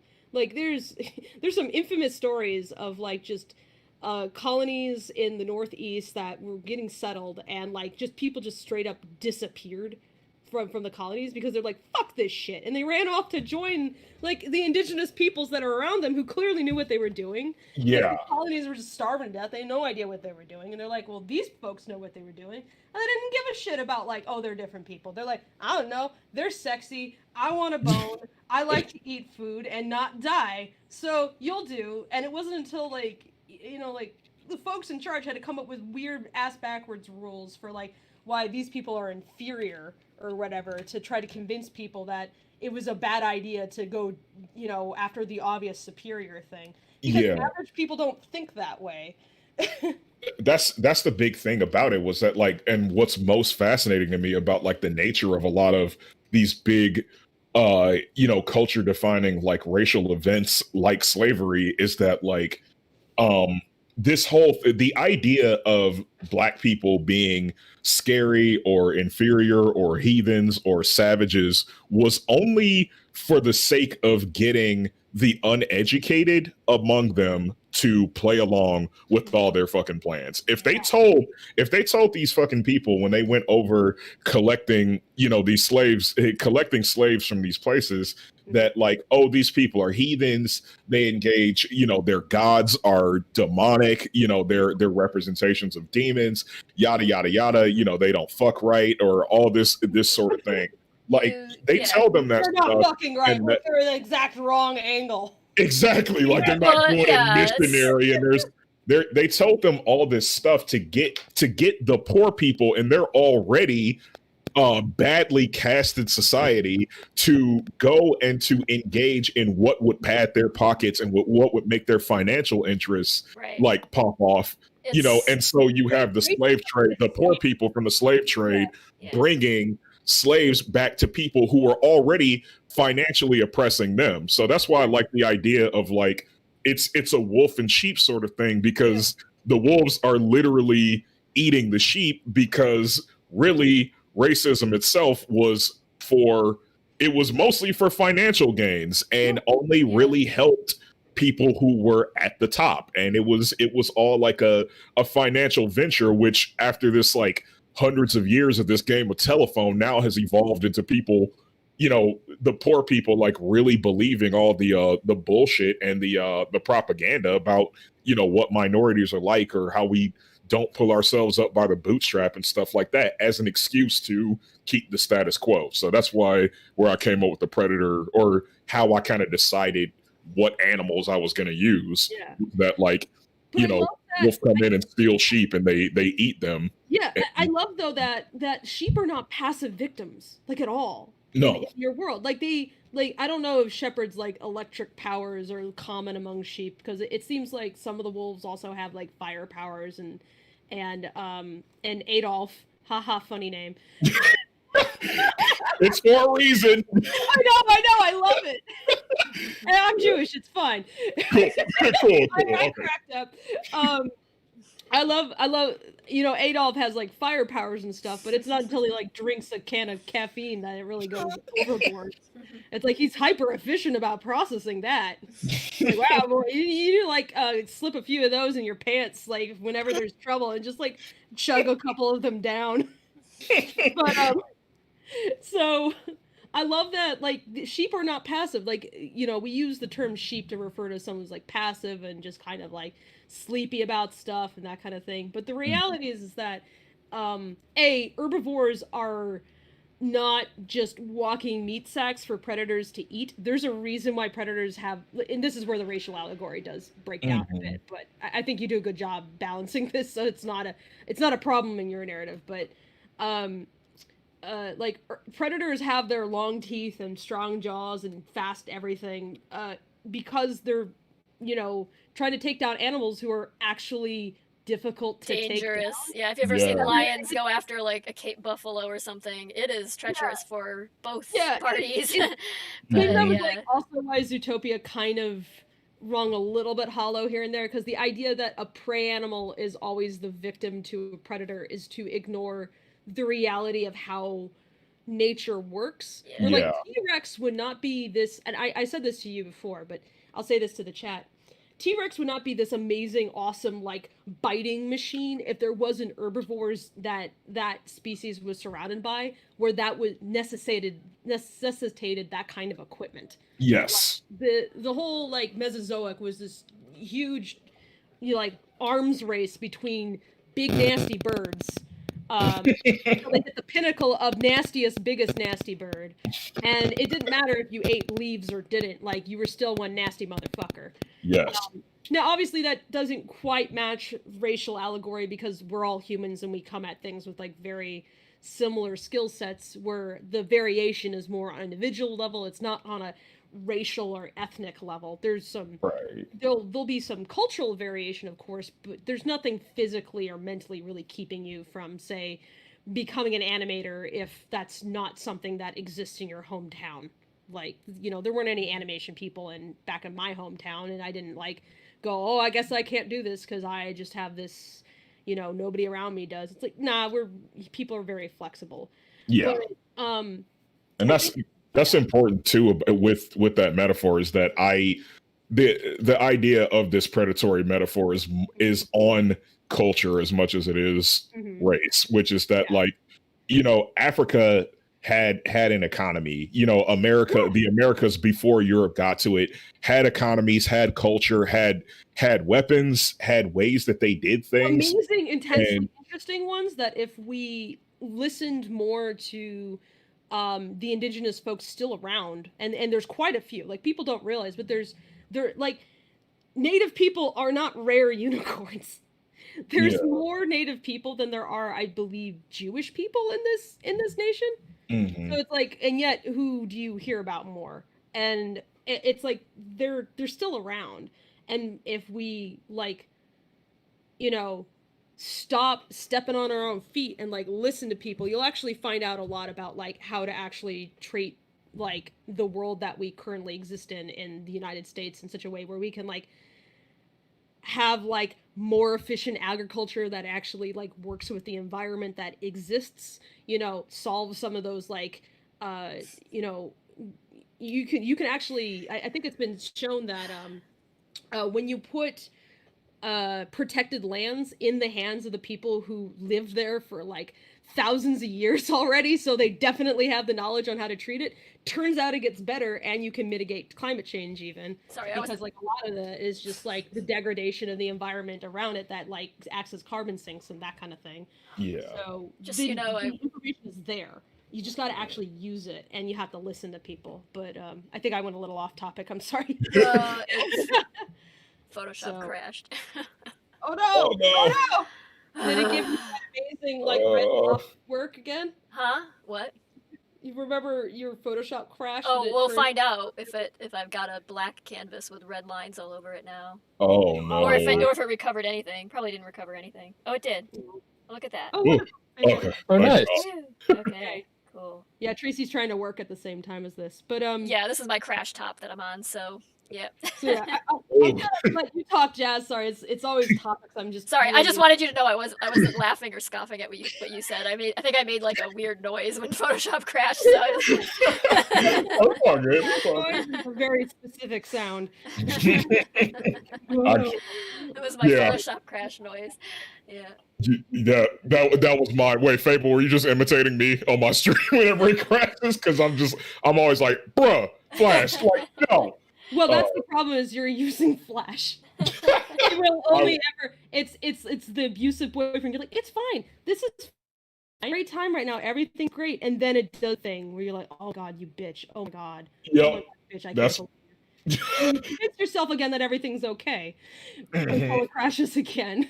I have gotten used to this. Me and this guy fight, but we are still married, and I can do anything I could possibly think of in Flash. A little beyond. Just look. You're not cheating. You're exploring other options. And I introduce you to my good friends TV Paint and Toon Boom. I have tried TV Paint. I'm not a fan, but maybe I just haven't had enough exposure. Toon Boom is that sexy bitch. Toon Boom explores the world. We do have some questions from the chat if you'd like to. Yeah. Questions. Keats says, for someone currently working on an independent series, what stage of the process is easiest to get stuck in? What stages are often overlooked? And where do I find VAs if you have time to answer that? Okay. Okay, first part, I guess. Where's the easiest place to get stuck? Easiest place to get stuck is in the act 1 before you get started actually making the damn thing. Yeah, psyching yourself out. Yeah, like maybe like right after act 1 when you're just getting started and you're the honeymoon phase is over, you're in the thick of it, you're realizing how big this fucking thing is, and then you're just like, oh my god, like, I probably can't make this to the amazing expectation that I have in my head. And in order to get past that, you have to be okay with your product potentially sucking. There is nothing wrong with that. You will be happier for having something done. Trust me on this. You'll become who you want to be, but just keep fighting through the part where it gets boring. You absolutely have to. When you get bored, it's over. The first, you'll have like a first win basically where like as you're getting started and everything is fire and your brain's going, you have maximum energy, but at some point you can't sustain like that extreme hyper like sugar rush energy and it'll slow down. And at that point when it slows down a little bit, which is normal, that's just your brain's got to go back to normal mode at some point. If you start getting mad at yourself because you can't keep up with where you were before, then you're gonna have problems. You have to view it instead as like this, like you'll go through some highs and lows basically, where it's like it comes easier, it goes harder, it comes easier, it goes harder. Sometimes it's just gonna suck, but you have to like keep that goal in mind and aim for that, and not look too hard at the potential pitfalls. Like I liken it to so you've heard of Super Hexagon, right, Jazz? Okay, so it's a game where I guess you could kind of call it a shmup in a way, where like you're a little thingy and like shit flies at you, Okay, so in Super Hexagon, it's like these hexagons emerging from like the center of the screen, and you're a little triangle or whatever that's trying to maneuver around like these incomplete hexagons and go through the holes in the walls, basically, in order to survive to the end of the stage. The trick with the game is that, because it comes so rapid fire, that if you try to avoid barriers, you will hit them. But if you focus on the hole that you have to go through, you can go through it. Word. You can't focus on walls. You have to focus on the hole. You have to focus on your path out. Because if you fixate too much, yeah, Newt just posted an image of this so you can see how this works. If you fixate too much on all those barriers, you're going to get overwhelmed because there's so many. Yeah. There's so many. That's why you can't focus on them, because it psychs you out super easily. And your brain like very much wants to fixate on the danger, but focusing on the danger doesn't really help you at all. You will just be defeated. Yeah. You gotta be willing to crash into every wall, and just like that's how a lot of people are like, man, like I wish I was better. I wish I didn't have the danger of falling into these pitfalls. I know, I'll just think my way until I can go through this perfectly. And it's like, no. You have to crash into the walls, and you have to fuck up like over and over again before you have to learn how to survive. You have to become water, basically. Yeah. Water doesn't give a shit about crashing the wall. It just keeps going until it finds the hole. Also, people love your fuck ups too. Like, like everything that you are so ashamed of and thought was so cringy, there's always going to be somebody who loves it. Like at least one. Yeah, they're not in your brain. They don't know what you intended. They don't see that flaw. Or if they do, you know what? Maybe it's worth laughing at. I don't know. Yeah. Maybe you got to learn how to laugh at yourself and not take yourself too seriously. Especially when it's serious stuff. Like, if this sounds like flippant or whatever, like, no, I'm talking like even really serious shit. Focus on the way out, not on the wall. That can get you through depression. That can get you through some really dark times. It's not just making a project. It's everything. That's called living. Yes. That's how you make your way through life. Because if you hit the wall and you just stop, well, that only means one thing. Like, quitting really shouldn't be a I know quitting is an option, but that's not what an option you want to turn to. That's for the most dire circumstances, when you're like dying and like actually dying, and like there really isn't a way out, and you need your like graceful exit, and you've talked it over with people and that kind of thing. But that's different than I'm depressed and you're stuck in this mentality where everything is a spiral downward and you cannot see the light. You can't, because you're stuck in a deep dark pit, and you don't even know, like, you can't even see that people are reaching down and trying to help you out, and you can't even summon the energy to like crawl out yourself. But you have to believe that it's possible, and you have to keep going, and you have to aim for those holes in the wall. You can't focus on the walls. Word. But yeah, I mean, that's gotten me through like a lot of stuff. Sometimes it's like really simple things too that can get you through. Like, you know, I have to finish this cartoon is actually motivation to keep going. Yeah. And it's like art is great for that. It's been a marvelous distraction from everything going on lately. Honestly, yeah. It's like I don't know what to do about all this. I'll do what I can. I don't know what to do. Yeah, but maybe I can be a clown. I'd so much rather exhaust myself focused on this than on like what's going on in the news and everything, because that's just I'd be doom scrolling way too hard if not for this project. Yeah. Don't doom scroll, by the way, guys. If you feel your heart rate going up, and I know the internet likes to. It's like this weird addiction that you have to just keep revisiting the same, like, you know, refreshing the page and seeing like. But you can't take in new information if you don't give yourself like a moment to breathe every so often. Yeah. Like you do need to like take care of yourself, especially if it's the kind of thing where you know it will personally affect you. Yes. Like, you really need to take that time, and don't let anybody guilt you into just saying, you know what, today I'm just not online. Yeah. Yep. Yeah. Oh, also, so that I don't forget, there was another half of Keats's question. Okay, also, yeah, too. yeah. There was what stages are often overlooked are kind of the things that are more about feeling, that are not things that can be like hammered in by doing more work or like ramming in even harder. And by that I mean things like cinematic timing, compositions during storyboards and stuff like that. Those pre-production and planning parts are usually left out. Yeah. Because, You're trying to just get it done. The more you plan, the less time it will take. It'll feel like everything's going slower, but the better you. So this is where planning and actually taking your time, like, that's important advice, as opposed to like it has to be perfect before I even start. It's like, well, no, you make your plan, and your plan is part of making it. Yeah. It's part of the process. So sit there and like take the time and do your research and like plan it out and fuck with it a bit and like massage it, and don't let your inexperience like stop you from doing stuff. It's like you'll just, this is not going to be your last project, I would hope. The next project will be better, or maybe it'll be different and you'll learn from it. But yeah, plan out as much as you can, because you'll save yourself time in the long run. A week's worth of planning is months worth of execution.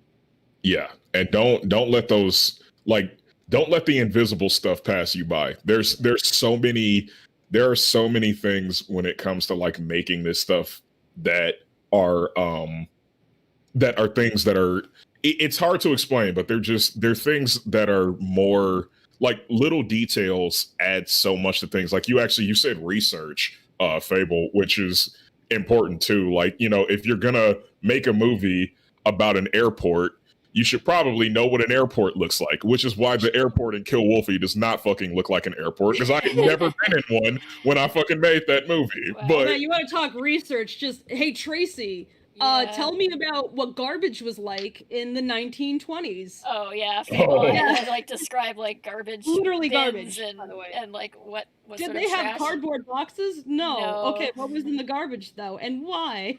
Yeah. Did they take out the garbage? They did. They had like little garbage carts. They had you know, cans or metal cans. They weren't like, you know, of course, plastic cans, but this like is a real cities would question. have garbage disposal sort of things, and you know, if you were not in a city, you were pretty much on your own. But yeah, this is a real question. I had to ask Tracy for a stupid self-indulgent comic that I am working on, just for shits and giggles, and the guy falls in the trash, and I'm like, but what is the trash though? And like, he was gonna fall in a dumpster, and then it occurred to me, just because it was just randomly drawn in as just a placeholder. Yeah, they wouldn't have had dumpsters, because they wouldn't have had trucks that had like yeah, they wouldn't have had trucks that could come with like the fork and like dump it into a bin. Like so yeah, they didn't have dumpsters, but they did have they did have trash disposal. Like they'd have these like push carts that were like metal carts that you'd put multiple like barrels onto, and they'd wheel those out and wheel those just around. for something as simple as guy falls in garbage. That's it. That's so easy to overlook. Like when you're making stuff, it is very, very easy to not do that, because most shit that you don't know that you don't know it. Yeah. And you won't find out. I mean, I've gone down so many rabbit holes, and I've had so many people point out things too that I totally missed. And no matter how meticulous you think you're being, you're gonna, if you're writing like historical fiction or something, then you're gonna miss something. Or even if it's just a specialized topic, like an airport, like even guns. if you had been, guns. Oh god, guns. Anything gun related. Oh my god. Yeah. Oh like, my god. No matter how much reading and research you do, there's like several gun nerds out there who are gonna come at you for like, well, this isn't quite right and this is wrong and their hand position should be, and like, yeah, but they're gangsters. They don't have like, they don't get the concept of like trigger discipline. They're trained soldiers. This guy is more focused on being cool than being like proper form, because he's never got trained.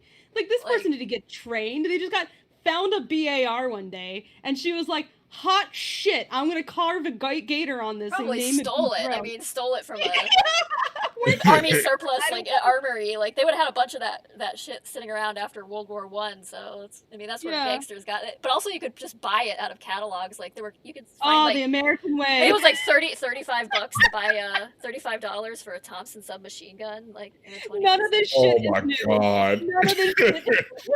Oh. Oh my god. Gun control wasn't even a word back then. It was starting to. The 20s kind of started the whole like pharmaceutical regulation and gun control started becoming a thing.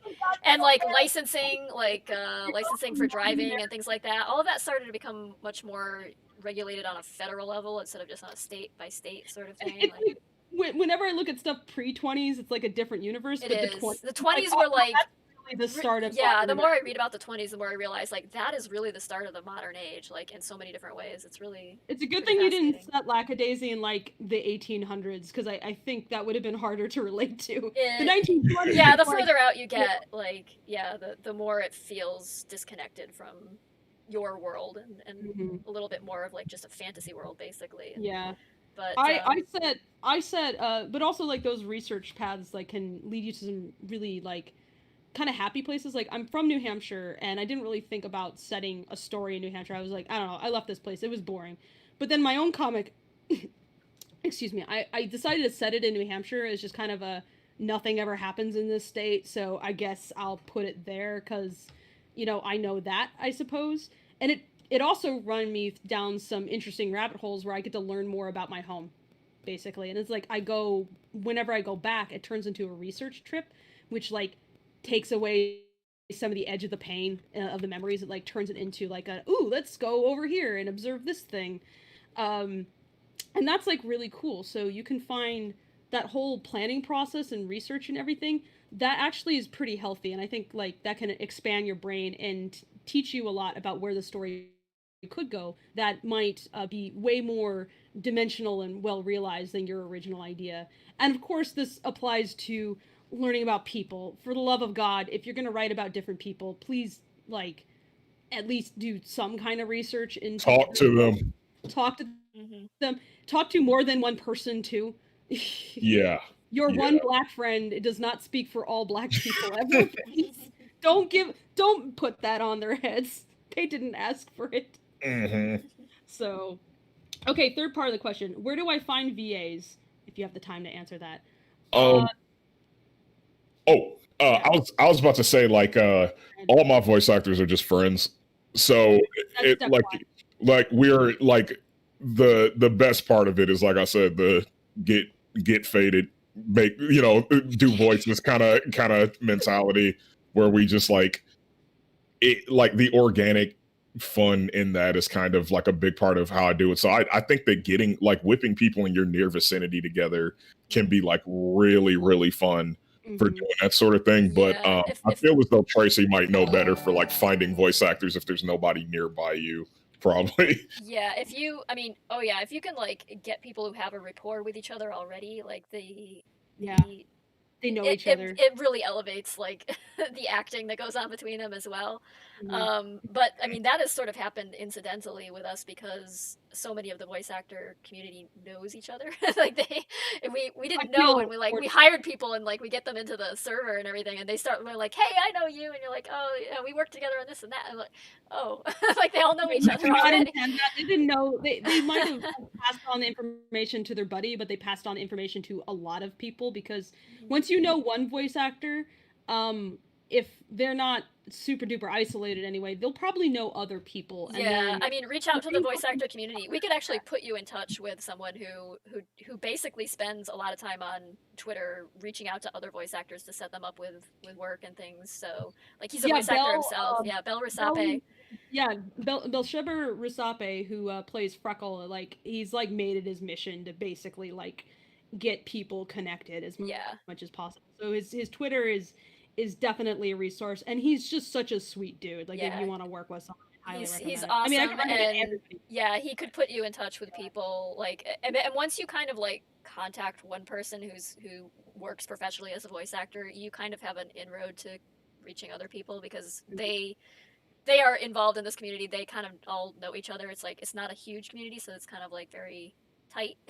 And they'll be very supportive if you yourself are still like I want to do VA work still, even like they will be very supportive of your journey. Like they're not looking to they're very like visual artists in that way. It's like they're always like looking to kind of lift other people up because like that's how they got there. You know, the best ones anyway. I'm sure there's some divas out there, like undoubtedly, but you know, there is in our world as well. But for the most part, you're going to find people go, you know, I got here this way. I want to help other people out. And so they you know, they're all looking to like give some more advice, make the path a little smoother for the next person. Be like, Yeah, and in my experience, they're a pretty friendly, gregarious crowd of people who are all too happy to, if the job isn't right for them, then they'll go tell their friends about it and be like, hey. oh yeah, they're not shy about that. Like Yeah. they are very aware when they're like, I don't think I'm right for this position. Because then their friend will turn around and do the same for them for something that they're right for. So yeah, it's like they definitely are very cool in that way. And yeah, would you mind posting? Oh, you did. Oh, you did. You're like a step ahead of me, like usual. Okay, yeah, thank you. If you go to BELRUSAPEVO at Twitter, that's Bell's Twitter. Newt posted it in the chat. Yeah, so, reach out to him. Just tweet at him, and he's. Oh, just follow him. See what he says. Yeah, follow him and see what he's like linking to. He'll retweet people, and you'll see replies from other VAs and stuff. That's actually something I really recommend. Even just follow some VAs. Just not even like the hyper visible people. Like we have some very visible people on our crew, but we also have some people who like have all of like 100 followers at best. Yeah. And they're all amazing people and great professionals and great to work with. Don't focus on their follower counts or whatever. Like you're not going to make them feel good if they feel like they only got a position because they happen to be lucky because of some algorithm or whatever. Like you want to hire them based on their skills. Like have faith in them actually, your best VA is not going to be the most popular person. In all likelihood, like you want someone who can do a good job. It can be kind of cherry if you get someone who's like really well known because they can like put out the word for your project, which is helpful and all.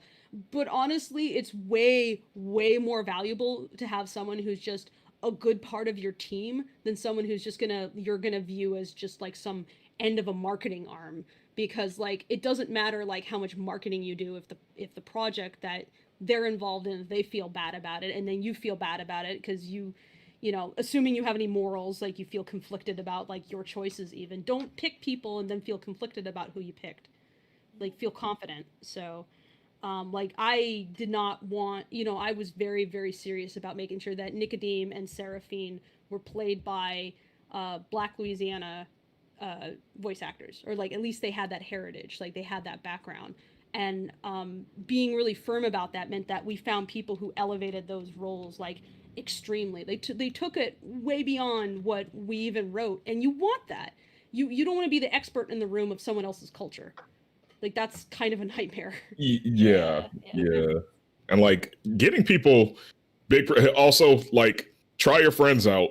Like try your friends out for voice acting. Like it's so good. Like it's part like that extends like the finding people who are like a good team or whatever as well, because it's like me and like a lot of Adolf and Shepard's interactions are very much like kind of the way I interact with his voice actor, who is not my like partner or anything, but like them playing video games and like the the way that they kind of interact or like is very much just like my actual, it's very close to my relationship with that guy. So like you have a real connection already, and that comes through. Yeah. That's what makes him perfect for that role. Since you're not together, but you do live together, and so you can use that in a lot of your in your writing. So it definitely comes through. Like they're very believable as partners. Like if you didn't tell me, it's like, oh yeah, he's just my he's my roommate, and that wasn't like a euphemism or anything, I would have absolutely believed that you guys were a couple. Yeah. Because most couples do. I mean, any relationship I've been has not been super different than my relationships with a lot of my like straight dude friends, weirdly enough. And it's like his old voice actor in the first Kill Wolfy was my roommate at the time, so we like bounce off of each other. And then like his new voice actor, who I don't live with, but like but he's one of my best friends and we hang out frequently. We like that. Like you'll do good with your friends. Like just trust me on this. It's hard to Yeah, for like something where you don't have like you don't really have a budget to work with or something. Yeah, rope your friends into it. Have a good time, and that will. If you're having fun, that tends to really reflect in the work, and other people will have fun watching it. If you're, it's kind of a good sign that it's you gonna don't be... need to break Kickstarter to make a cartoon. Yeah. We just happened to be in a position where that we were fortunate and we had a team of people who made that happen. But we didn't start there. Like, if it looks like shit just exploded, it didn't start there. Like, all of this started small. Like web comics are themselves like usually just the adventure of one person just doing a thing, and you know where you can grow from there is all great. But yeah, I mean, you want to make cartoons, just go make cartoons. Like, I think that was one of the best pieces of advice. The thing that kind of kicked me in the butt to say to Tracy, let's just do this, was when I was working at, I forget if I've said this on Shop Talk, but you know, Pendleton Ward was my director on Midnight Gospel, and I was talking to him about this and like what we were trying to do with the pitch, and he's like, if you want to make a cartoon, just make a cartoon, you know, don't wait for anybody's permission. And I was like, he's totally right. I mean, he's you know, if you're gonna take advice from anybody, it should be that dude, I think. Yep. but yeah, just do it, and your first stuff is definitely not gonna be like the big breakout hit, and just focus on having a good time and building those connections and that kind of thing. But even when you're not doing the first thing, keep building those connections and make your good relationships and make your friends and all that. It's, you know, it's a communal effort, and go enjoy that. Yeah. Okay, so next question. Kaishu Manella asks, what do you enjoy or dislike the most in your animation process? I don't like cleanup. Also, hi Kaishu. I know this guy in real life. But yeah, real life buddy. But yeah, what is my least favorite? Let's see. I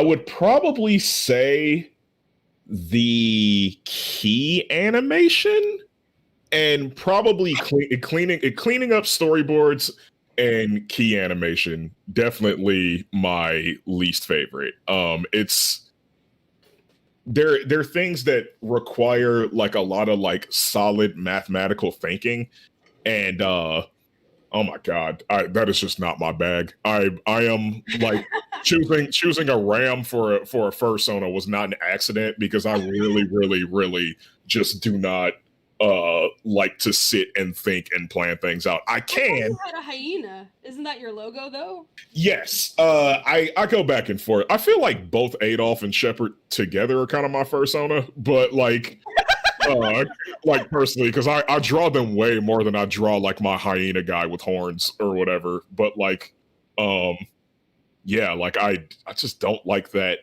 Like, I don't like things that require precision. I just want to make the entertainment, and that's what slows me down. But what I enjoy most is the immediate conception of the idea, and like what I start off with. Like, when I get a new idea, I open Storyboard Pro or Flash, and I just bark into my microphone and just build the movie in a rough, shitty slapdash form that like sets up all the timing I want, you know, gets it like basically essentially gets the movie made. And this is like pre-storyboard like thumbnails or whatever, just timed out thumbnails. That is my favorite part, because at that point you're working so fast and so experimental and like unfettered by ideas of like quality or whatever, that the movie is like really exciting at that point. It's like you're watching somebody else's film at that point, even though it came from your own head. Yeah, but, I feel like the key to making shit is to not be afraid to be absolutely garbage at every step. It's like, nobody's gonna see this version, so it can be as shitty as you want it to be. If you're committed to making step one perfect, you're never gonna get it done. Yeah. You'll never. Yeah. It's like trying to paint It's like trying to paint like a portrait by taking every little centimeter, 1 centimeter at a time, and finishing only that centimeter before moving forward. And I guess you could work that way, but that's the most mind-numbing method I could possibly see. And like, you want to talk sadomasochism, now that is pain incarnate. Yes. Like, that is the argument for working in broad strokes, and anything where I can work in really broad strokes and not worry too much about refining anything or making anything correct. like in that way is always going to be my favorite part. So and that's actually the advantage of working indie, because you don't have to worry about your process like having to communicate with other people, so you can be as rough and weird as you want because you know where you're going with it. You still want to have like an idea of how you're going to get there. It's important to have some idea of a pipeline, but you don't have like, you can super like when you're doing indie, you can do like a weird mix of Knives Out level storyboards where everything is stick figures and like the roughest like line for it's a line and it means a knife. yeah, You know, or you can make it tighter just to like help like make it keyed out already from the boards, and like that's not realistic for like an actual production process because that's meant to be decided by someone else down the line and give them the room to do it. But you're working indie and it's made by you, so it can work with how your brain works, and that's fine. yes, But whenever you bring more people onto it, you have to think about how you're gonna communicate your thoughts and everything to other people, and that's complicated. Like that takes practice. So that can be the scary part of bringing on other people, and that's another reason why it's good if you're gonna just start out, especially to bring people on who already kind of know you. So when you're explaining things, they're not like, "What the fuck are you talking about?" yeah, yes. Yeah. But yeah, I hate cleanup just because I'm the same way. I was like, I just like the rough, raw look of things. And when I clean it up, I feel like I've taken away some of the energy. And it'll still look amazing, but in my head, I knew what it once looked like. And I'll get kind of frustrated as I'm working. And like, that's one reason why Sativa can be helpful. Yes. It was just like, now I've stopped caring about whatever it looked like, and I'm fully committed to this now. Exactly. That could be actually a good space to be in. It's like you got to find your zen in those moments, and I can enjoy cleanup in that process. Then it turns into like painting, basically. But I'm definitely more like a fire and lightning kind of person, where I'm like, let's go, let's go, let's go, and that's the fun part for me. And meanwhile, I am just enamored with people who can somehow go like, I like the tight ink work and cleaning everything up, and it's just really pleasant to me to make something like look beautiful now. And I'm like, but the ugly was what I liked. Yeah. The concept, it's letting your when stuff is really rough, your imagination really fucking wanders, and that to me is really the fun part. Mm-hmm. Yeah. That's where you find all the little happy accidents also. Mm-hmm. Like you can just accidentally do something awesome. And I think the key to that also is like you can accidentally do something cool, but can you learn from the thing that you did by accident so you can replicate it later? And I think that's the difference between someone who's brand new babby any kind of art form versus the person who's been there for a while, who's done a lot of experimentation and can see how to translate an experiment into something replicatable that they can do consistently. Yeah. So. Yes. And that's always really cool. How about you, Tracy? I mean, it's an animation question, right? So how about you do comics? And I do. That's kind of like animation. I would say I would agree that the most exciting part is the initial ideas and just like throwing them onto paper and on like post-it notes or copy paper or whatever. Mm-hmm. That's how Lackadaisy started. I just had like my entire second bedroom, which is like my makeshift art studio, was just like covered in papers, just jotting ideas down. And there's just like so many different things you can go. Like you're just excited about all the different possibilities, and then you have to like start whittling it. Like you have to get serious and start whittling it down to and narrowing focus, so you have like something. So how much does it look like you're trying to track down Pepe Sylvia in there? Oh, yeah, exactly. Exactly like that. Yeah, how much it was red like, yarn have you used? It was literally stuff hanging. I didn't have red yarn, but I had tacks. I had stuff tacked on the wall. I had stuff all over the floor. Yeah, it was like it looked like a tornado went through and just blew all my papers around. I do. The cats love it because the cats will just like walk in. They like the crinkling of the paper, so they'll just like walk in and sit on the paper while you're working. But yeah, as long as you aren't as long as it's just like sketches, you aren't worried about like preserving the artwork. It's fine. They could like to come and sit on it. Yeah, so. Rocky's head has just been ass smeared by some cat, and you're like, it's better many now. times. Yeah. Oh god, the number of times I've like spilled coffee or whatever the heck I was drinking like on my art, or the cat like sneezed like goo on the paper or whatever. Yeah. It's just, like... Sure now. Yeah, that's life. But yeah, that's like the most exciting part, really, and the part where you can't even sleep because you're just so excited. But Yes. that part is always like so fleeting, it feels like, and then you have to find the discipline in yourself to buckle down and be like, okay, now I have to like manifest this thing. That is where like you have to like get into a different frame of mind where you have to like get comfortable working those long hours and find like the positive reinforcements for yourself, like the way to treat yourself well as you're doing that work so that you continue to go back to it and not like talk yourself out of doing it and stuff. And because it's so easy to do on like not on a physical level, because it can be painstaking and it can even hurt.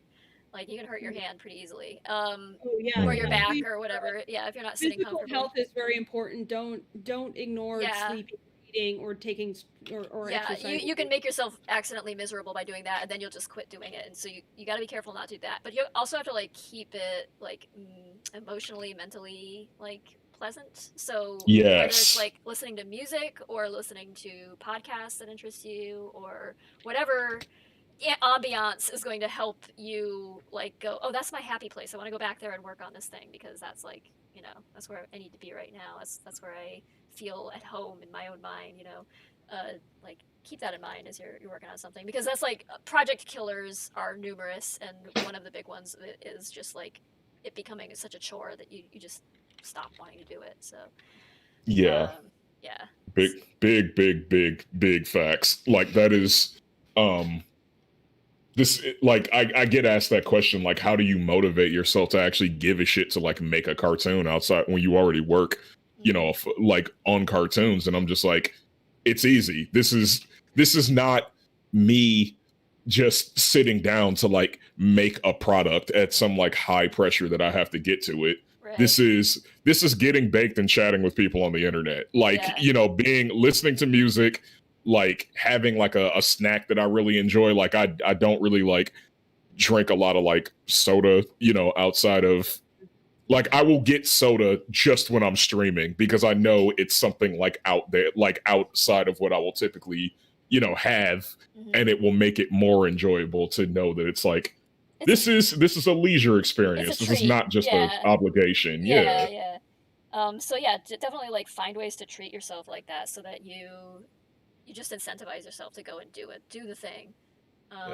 But yeah, I mean, I don't even, what was the question even? Like, like what is the, what's the most fun part of yeah, I think like the most exciting part is the very beginning where you're just, you fall in love with the thing and it's like that honeymoon phase. And then, yeah, the rest of it is that slower burn where you just have to like get accustomed to the workflow and everything.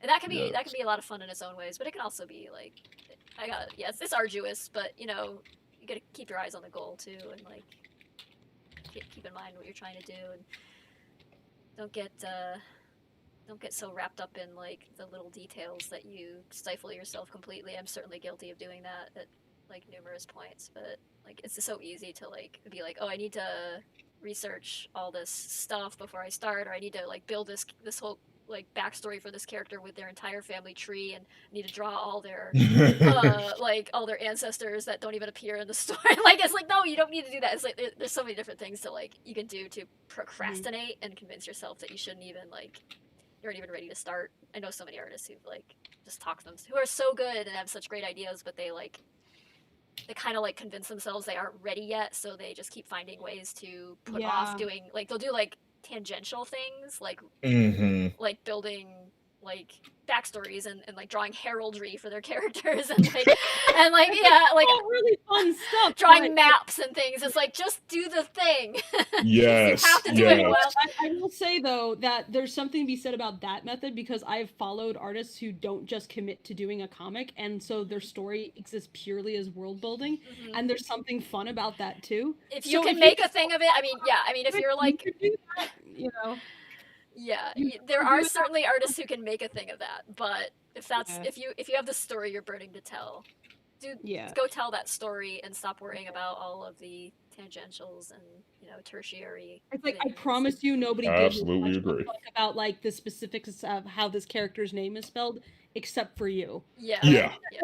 Or like things that won't appear on screen or like in the content itself. Like I think it's very, very easy for people to, well, first of all, over planning is a form of fucking procrastination. It is, I mean, exactly. let's be honest. Yeah, it's a way of convincing yourself that you're being productive without actually being productive. It's like, that's and like, honestly, I like those like conceptual ideas too. Like, I know there's a ton of people who kind of like what gets a lot of attention kind of is like other people secondhand fantasizing about what your IP could be if it were made. And sometimes that stuff goes way farther than stuff that's actually being like made or like that has actual content. But the downside like, with that is the content, like, the content is what is most important, and it's okay if it's not as amazing. It's fine to not set up an expectation and to just jump in because you're actually making the thing and getting it out there. It is certainly like a danger of that real-time feedback to like put something out there that teases an interesting idea and then like people take it and run with it and get excited about it, but then you sort of like almost lose faith in the thing that you actually had planned, or and you start thinking, oh well, maybe the what they're saying is the more interesting thing, so I should just I'll just tease some other stuff, and then it's instead of like actually like putting together your thing, you just kind of, I mean, and you can, if you're just trying to have fun, that's fine. Like if you're just like want to have fun on the internet, but you really don't have to. We're talking about a particular process. I mean, right? If you're trying to actually get a thing done, right? If you want to go make your just fixate on heraldry and research, absolutely. That's fun for you.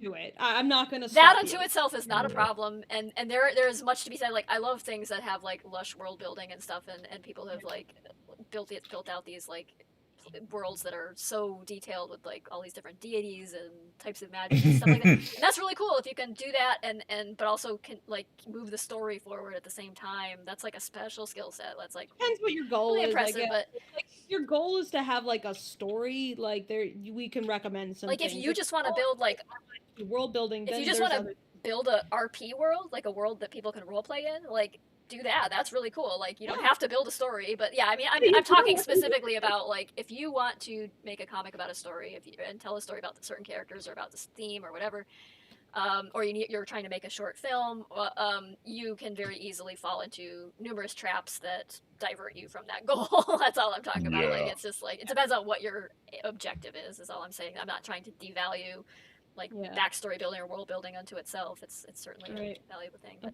anyway, on to the next question. I got Tracy, check your Ko-fi, because I got a Ko-fi donation from May Kleinman, $3, who just says, I want to say you're doing a great job on Lackadaisy project. It's so lovely to see how you all are so passionate about it, and I'm sure this animation has a bright future. Keep it going. Thank you so much. May. Thank you. Tracy, if you could check your Ko-fi also in case anything came in. If you remember from the birthday video, May was the person who did the animatic of Rocky playing the violin.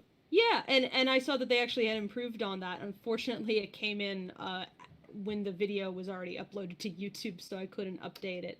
But I did appreciate how you definitely were like, oh, I have an idea, and you improved on what you already had, and I think that's pretty cool. So keep going.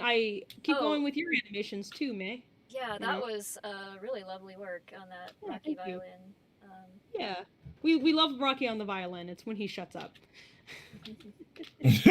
He's soft for a moment. All right, so we have a question from VertSpy. How do you feel VertSpy. Hey, another friend. How do you feel about the permanent use of LGBT characters in modern animation? Oh, I have a lot of feelings about this. Mainly because I'm obsessed with it. I'm obsessed with racial and like queer representation. But working cartoons, you have an opinion. Yep, absolutely, and I have a lot. So the prominent use of LGBT characters in modern animation right now is great.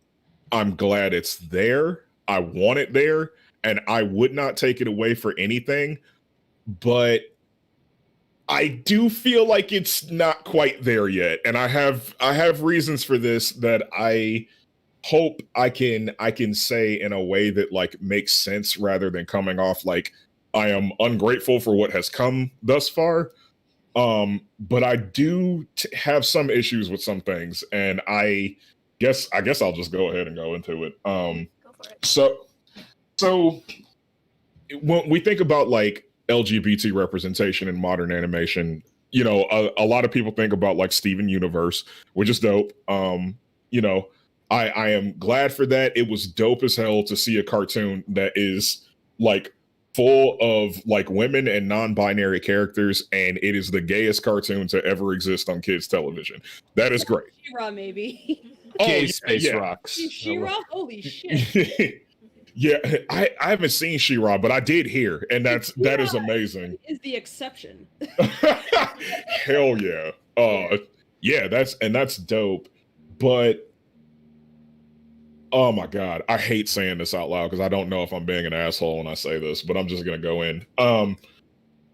I think that maybe there might be one specific type of LGBT that the powers that be in the animation world are okay with and find to be maybe like marketable or passable. And I think it is overwhelmingly when it comes to lesbians and bisexual women.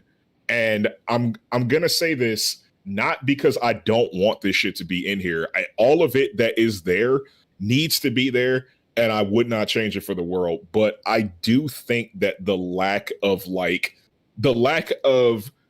feminine characters who were born male and the lack of male homosexuality in animation leads me to believe that the older white dudes who are running things still think that queer people who were born male are kind of icky. Yeah, I think there's still this like prevailing, if not like prevailing in the way that it's there, but it's not discernible always, that like female relationships don't quite count as like right off, I think, and it's easier to censor. Yeah, I think that's the thing, is like what's easiest to censor, and the soft rainbow childlike depictions of LGBT relationships that exists and it's needed.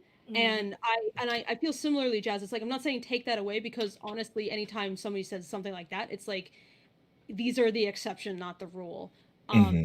It's just that you wish that there was more than just that, because it's such a narrow slice, and it's the most easily digested slice. It's the same. It's kind of like how, I mean, if you have like gay men, they're like the background character of something else over here. There's exceptions to that. Like gay men are usually relegated to over here. Trans men just don't straight up don't exist. Yeah. Don't exist. Non-binary masked people don't exist. You know, you have to be like the most approachable version of that thing possible. And maybe it's a little bit pressure from above, maybe it's a little bit pressure from the sides, and I'm not going to take that away from anybody. No, hardly. I love those things. Those things are great. I totally recommend checking out She-Ra to you, JazLyte. It still feels very like Valley Girl the cartoon, but it evolves in directions that I'd say that are absolutely worth sticking around for. If you're like, what if a world where LGBT was not the exception, and it was just, here's a fantasy where that just is the norm. Yeah. Norm. And it's really awesome for that. And you do see like more diversity within that story, which I think that you might enjoy. But it's still soft pastel versions of queer. Yeah. There's very little of the depiction of like, okay, but what do adults deal with? Yeah. You know, what like we live in an adult world where shit's kind of grimy, and we have like history behind things, and we are like gross gremlin people as well. Like you can have like a straight character who's like that, but God forbid it's an LGBT character who is like kind of a gross person, you know, outside of some exception somewhere. And I really enjoy characters like that who are like that, because that's more who I am, and I don't see anybody like me on TV, period. I just don't. Nobody like that. So I'm not marketable, and it kind of has a weird knock-on effect of because I am invisible, you know, when people meet me and they can't easily categorize me, then it makes them instantly suspicious of you, or they try to pin you on something else on you which totally doesn't fit, and then they get upset that you're not that way. And it's like, I'm so sorry that I can't be an entirely different human being for you. That's just not how the world works. And I think people struggle to model different humans in their heads unless they have some sort of story to work off of. Like, what was it? Fiction is the empathy engine. Yeah. I think someone said. Like, if you can remember who said that, it was just such a good quote. It, like, fiction is an empathy engine. It gives you like an insight into other people's worlds, which helps you build a model of the world, which can be like maybe a little bit more realistic, a little bit more empathetic, right? People better, so that you're less like vulnerable to stereotypes and propaganda and all that. And that includes like the uglier aspects of people, so that we don't view people in this weird binary of perfect angel or monster. It's like, I ain't one or the other, man. I'm a little bit of both. And so I would love to see more of folks like me in media. I'd love to see more folks like you in media, Jazz. I'd love to see more of anybody. Yeah. And I just want stuff that like really explores that dimension.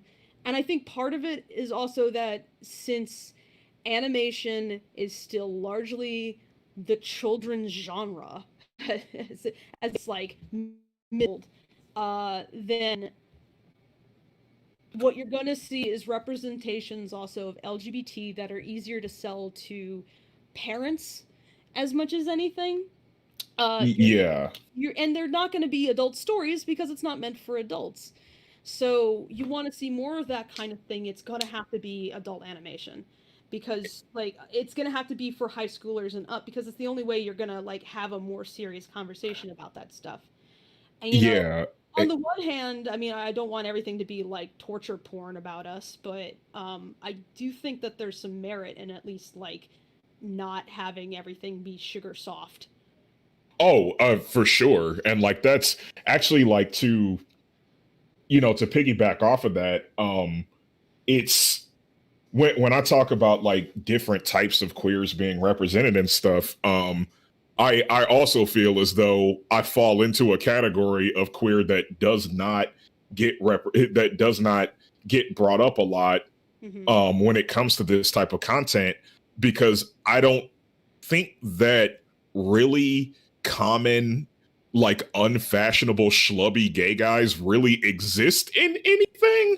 It's like if you get like gay guys in content, usually there's kind of like a certain vibe for those types of gays that represents like a more mainstream kind of like gay culture, which I love, by the way. Like the flamboyantness, like the stuff with drag, the Tom of Finland stuff.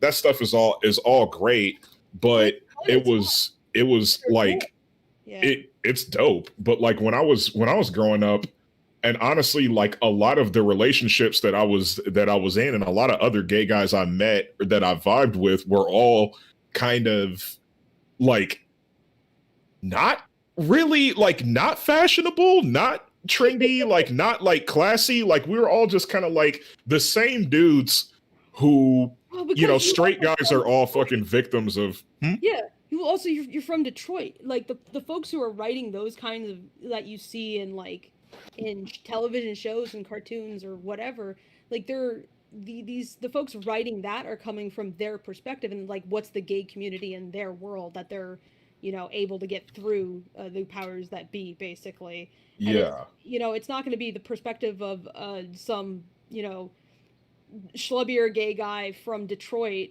who's black and hangs out with other people like himself. Like, that's not the perspective of that, like I keep saying it, like the rich white dude from Santa Monica.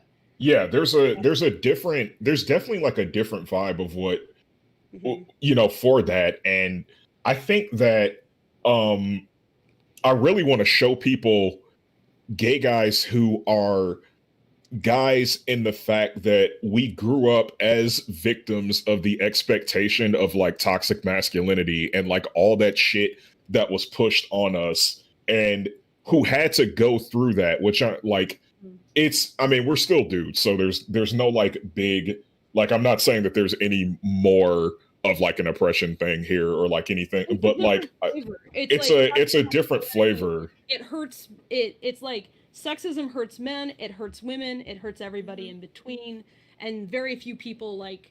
It's like anybody who benefits from it. It's always with caveats, and you have to be in a certain position to fully benefit from it, and it's just shitty. And it's like, can we just not?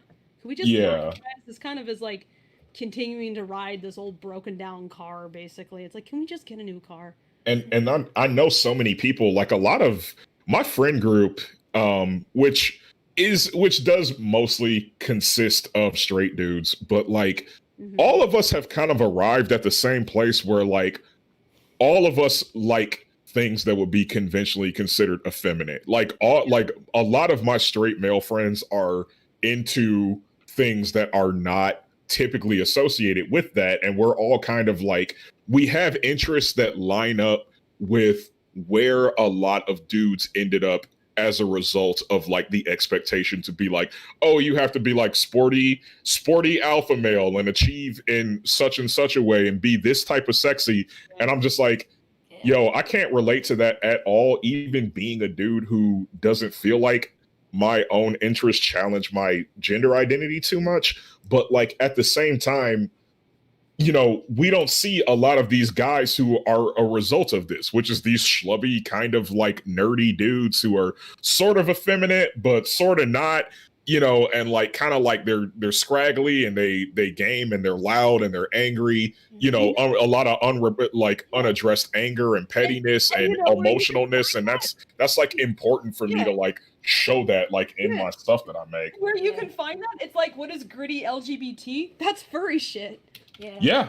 The furry community is full of that, because it's like, it's much more lower class. It's like people making original content, indie stuff, their own fashion choices. A lot of them have, you know, shed gender shit, and you know, they're either processing it or they're like have figured out a way to process it, and usually through furry.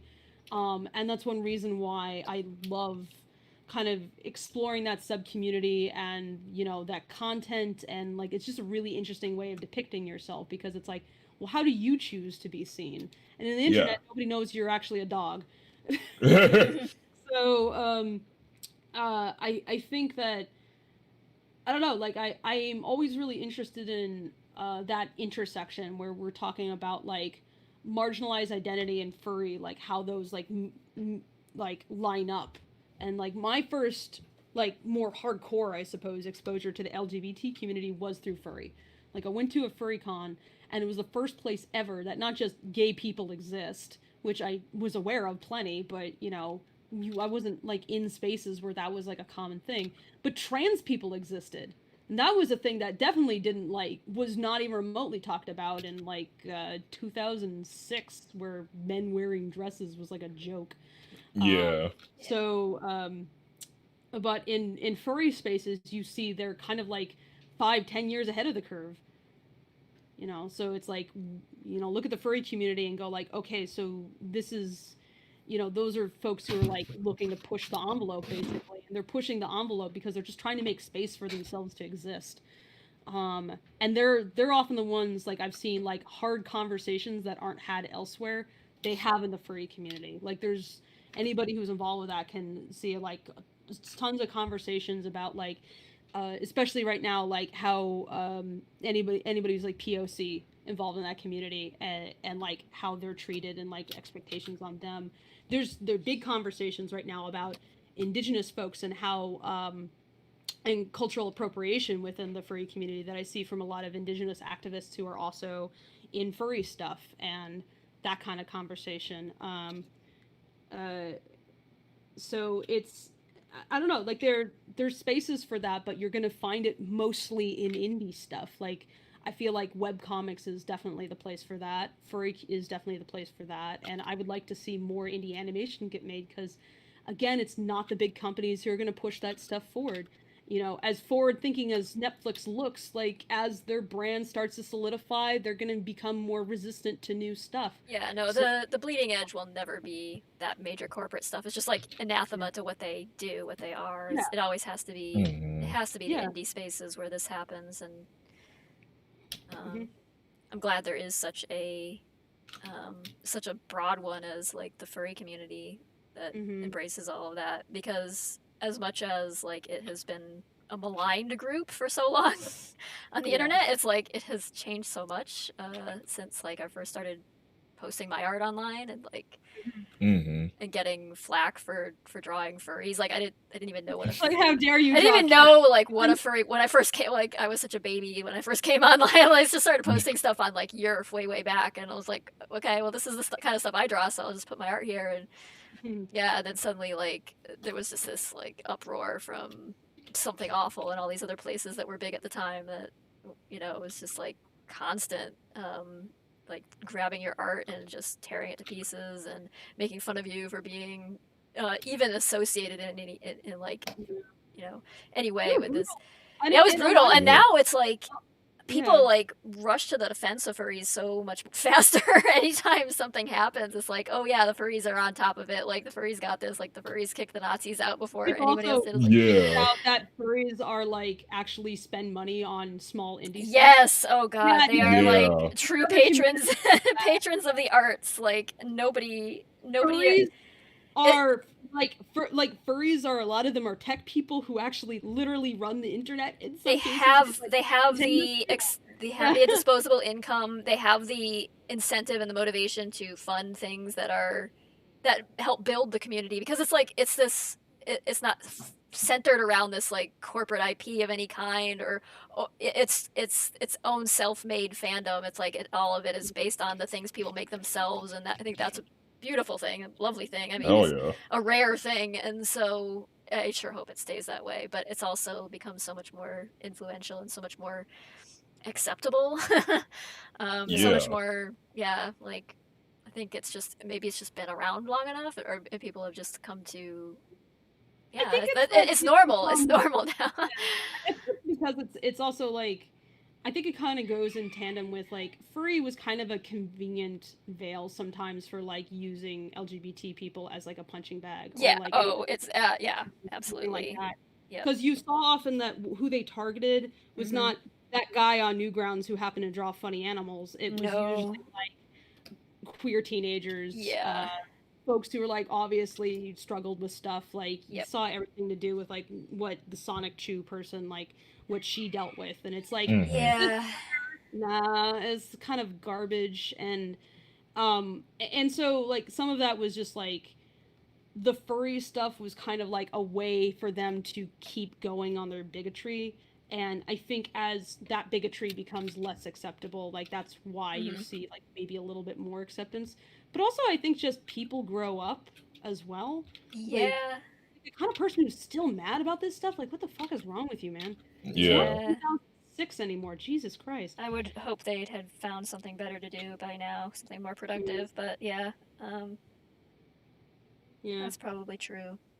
So, but yeah, you want more LGBT stuff. I mean, really just support indie, because that's where you're going to find that kind of thing. Because like what you're describing, Jazz, is not uncommon in indie spaces. Like tons of people do that. But as far as mainstream goes, that's a bit different.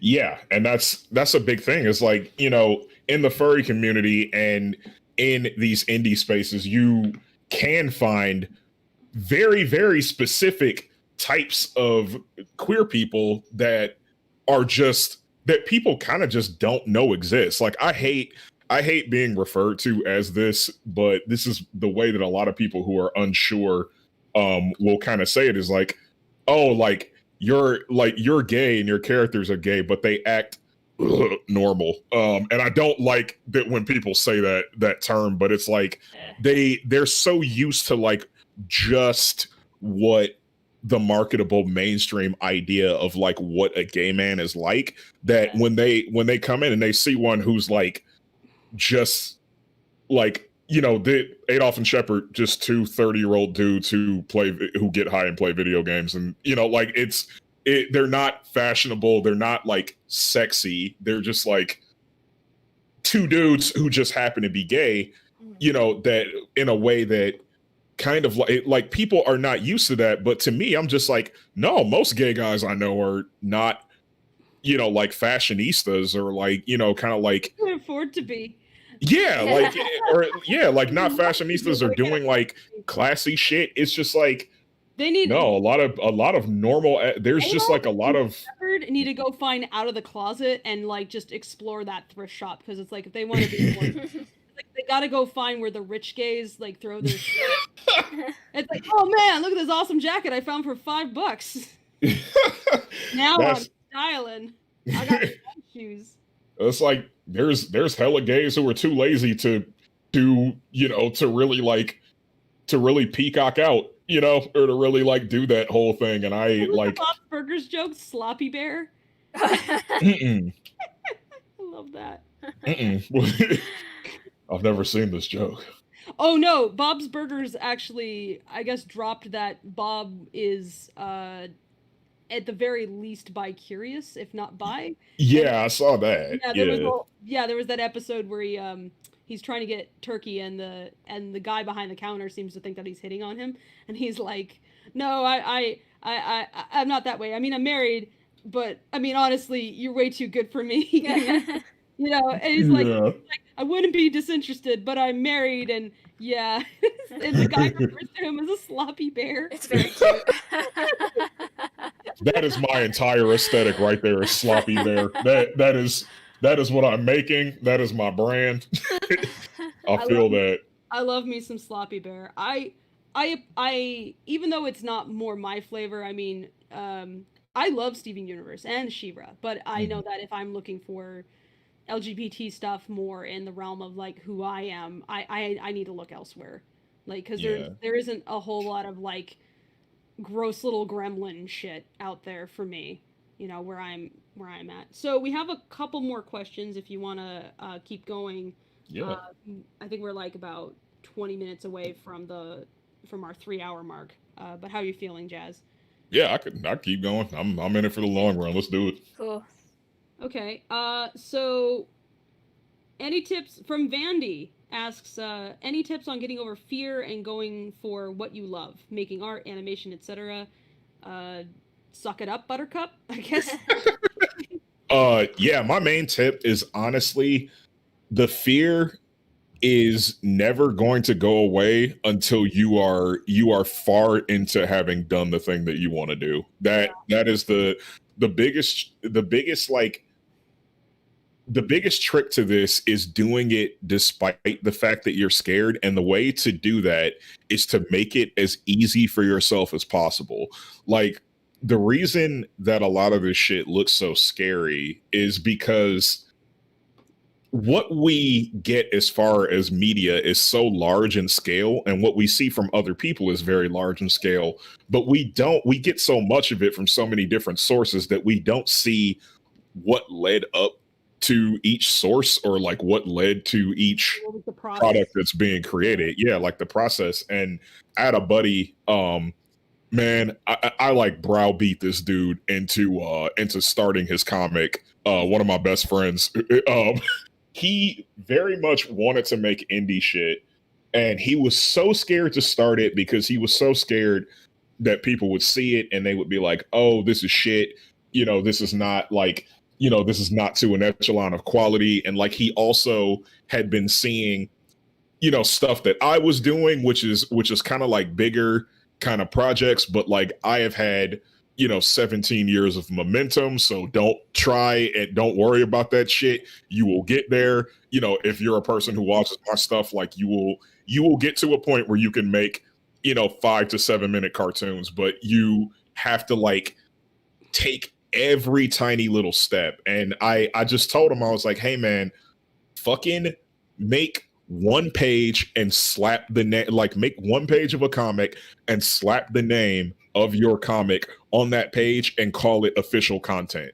Don't worry about, he wants to make a film, he wants a larger story, he wants to make like a big, you know, interconnected universe with all these metaphors about his political leanings." And I'm like, great.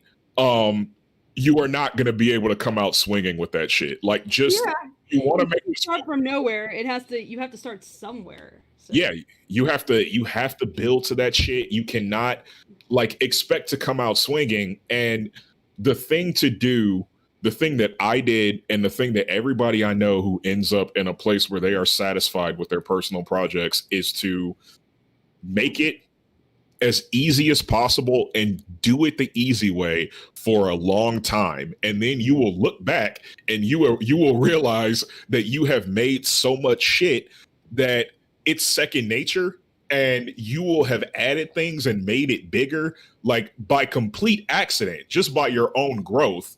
But going in, no matter how scared, no matter how painful it is, or like, you know, and no matter what your insecurities, and just doing it the quickest, easiest way is the best practice you could ever give yourself. You are guaranteeing that you are making forward progress toward what you want to be doing if you do that. But you have to keep doing it, and that's the big part. You have to rush in head first, you know, course correct as you go, and just keep fucking doing it. Mm-hmm. Yep. And bear in mind that like people who've been doing this stuff for a long time frequently feel like they don't know what they're doing, even if they on the outside look like they do, or act like they do.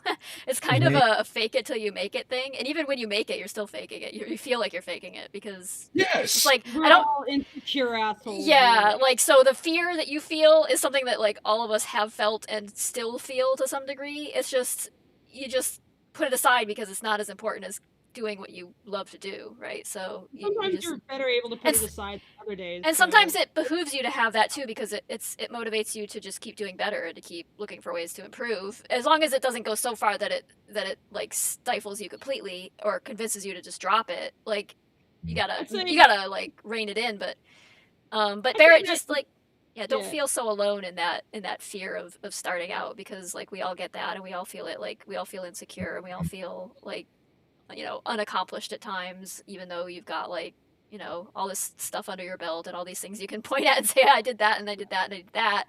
You still like, I don't know, there's just this weird like mentality. It's maybe like a cultural thing, and especially in America, I think, where it's just like nothing is ever enough. There's no point at which you can say, okay, I did this thing and now I can sit back and enjoy the rewards or whatever. It's like, it's always like, okay, what's the next thing? Where's the next? Where's the rest?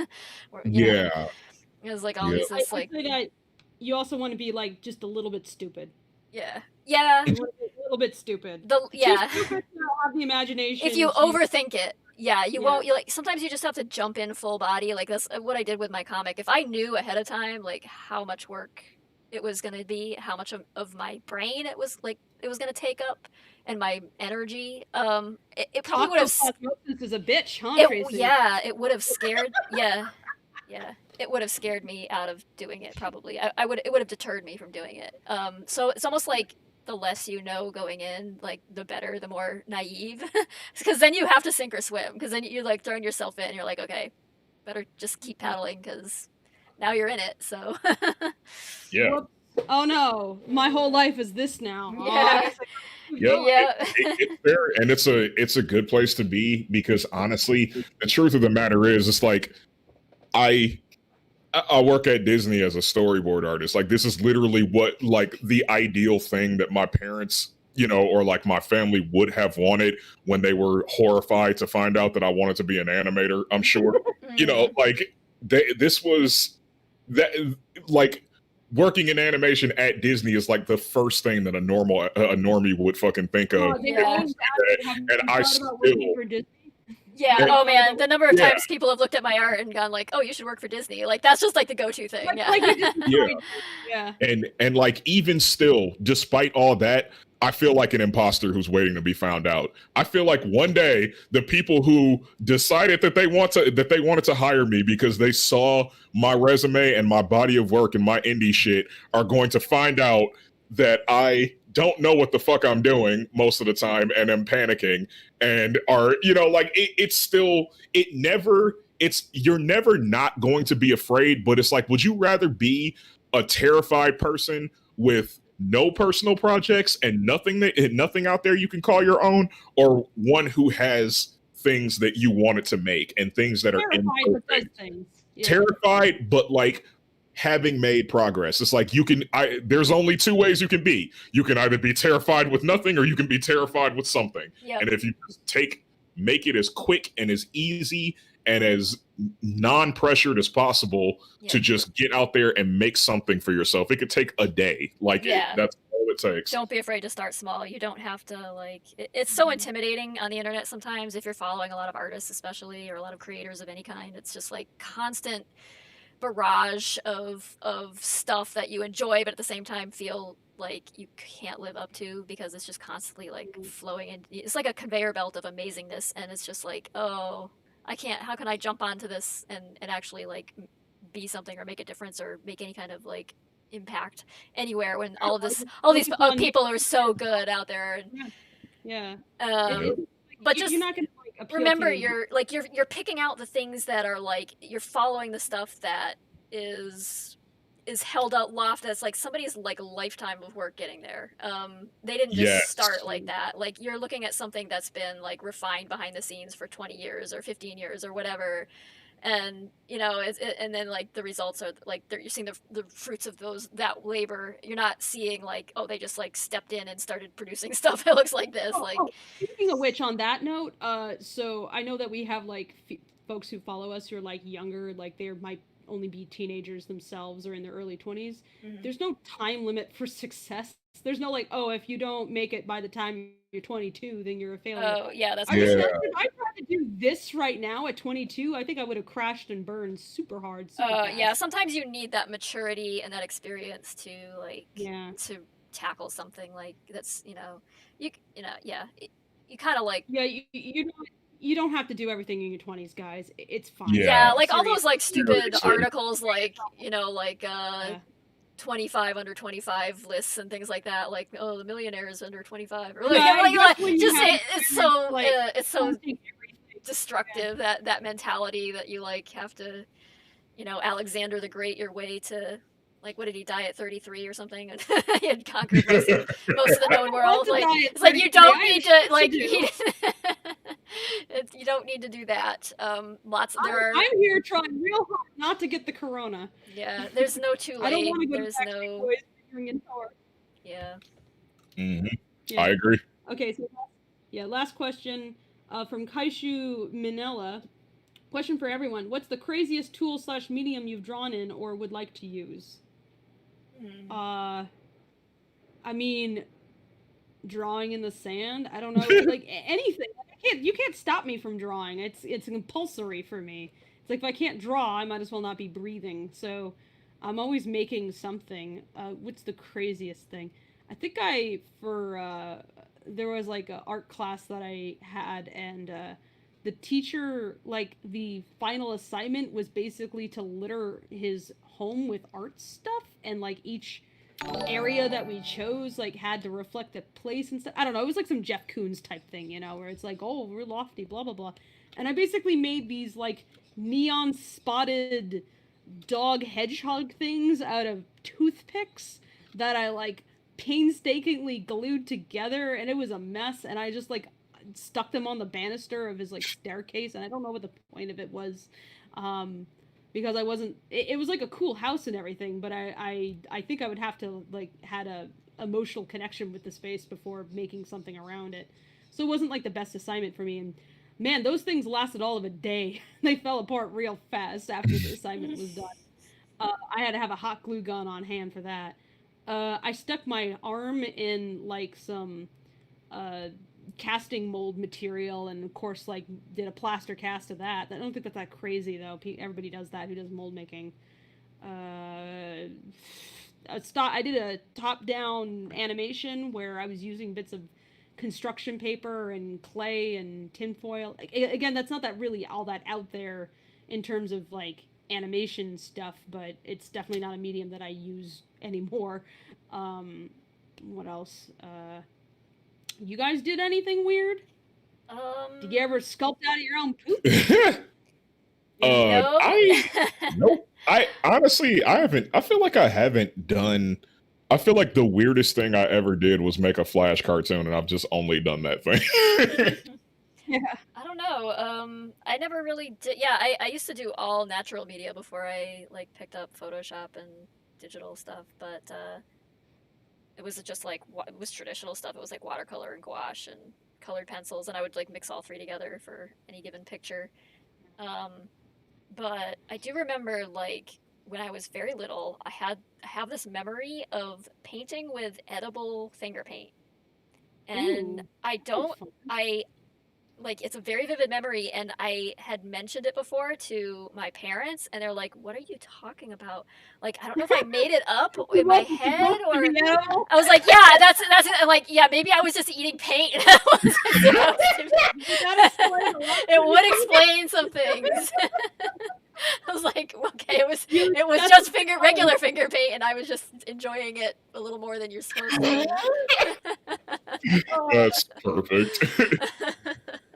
Oh my Yeah, goodness. the beginnings of any artist, I suppose. But yeah, I've known people who had painted with like condiments and things like Worcestershire sauce and Oh yeah, like there was coffee a and yeah. yeah, there was actually an artist that so my dad was kind of hooked into the art scene in New York. I left that shit. I was like, and then about me. But he knew a guy, I guess, who was a dude known for he did like portraits in spaghetti and Oh like my out of god. M&Ms and found art material that he just like picked up trash off the ground around New York City and made stuff out of that. And that bit was really cool. But the spaghetti one was literally he told us, he was like, yeah, like there was like some art critic that was gonna come by my loft. Like he lived that life that you think like stereotypical artist like lives in a loft and is like fancy parties and all that. Dude was actually pretty interesting himself, but the art scene, I was like, whatever. Yeah. But he said how like this art critic guy was gonna come by and wanted to see a new piece that he was working on. He's like, I don't have anything new, he realized. So he last second he's like he had just eaten his spaghetti dinner. And he was like, I'll just arrange the sauce on my spaghetti and look, it's a face. And the guy was like, oh, it's so beautiful. The commentary takes a photo. And he's like, phew. I've not been found out. Suddenly it's like a new genre that he has to go explore, and now he makes shit out of like Pasta, like Oh my god. wow. I like that's fucking awesome. He was just Whoa. bullshitting something real fast, and it turned into a whole thing that Like people demanded. I know so little about that part of the art world, but so much of it seems like such arbitrary bullshit that it's almost like hilarious. Like the banana thing and like Oh god, the banana thing is so funny that I guarantee you that the artists responsible for the banana thing, like they were all hyper aware. They knew. They're like, look guys, I could like this is such bullshit that I could literally duct tape a banana to the wall and it will sell for gajillion because they're just laundering money. And then a guy walks up and just eats the goddamn banana and nothing really happens to him because they're just laundering money. Yeah, pretty much it is a way to put your money away without I guess it's kind of a tax haven, I guess. I don't know. Because the art appreciates in value like no matter what, and if you can possibly it's it's a scene that I wasn't into because like I said, I like the collaborative aspect of animation, and I guess there was an avenue in which I could have hooked into that whole like high class art scene, yada yada. I mean, it would have been easier than what I'm doing, just because of like connections that existed at the time. And I was like, I fucking don't want this. Fuck no, nobody would ever see your art. It would be quote unquote appreciated by a handful of few. It's hyper competitive in a mean way. And like who's really gonna appreciate this? And I really wanted to make stuff that was meant more for other people, not just like art critics from New York City who are hooked into just one certain segment of society. So yeah, I was like, nope, not for me. And I left that shit. And I went somewhere where I had 0 connections and no network. Yay for me! Hard mode. Yeah. So, but yeah, Tracy, did you check your Ko-fi in case there was any... thank you so much, May. That was awfully sweet. Really appreciate the support. What did May say? They said, I've always been in love with your work since the very beginning, and to see it's going to get animated makes me so proud of you and all the crew. Way to go. That was awfully sweet. Thank you. Really means a lot. Yeah. Especially from people who've been following the comic for a while, because you've had the patience of saints, all of you. Like, I really appreciate every that. page, like it takes like a week to consume each page properly. Really, like I've had to reread.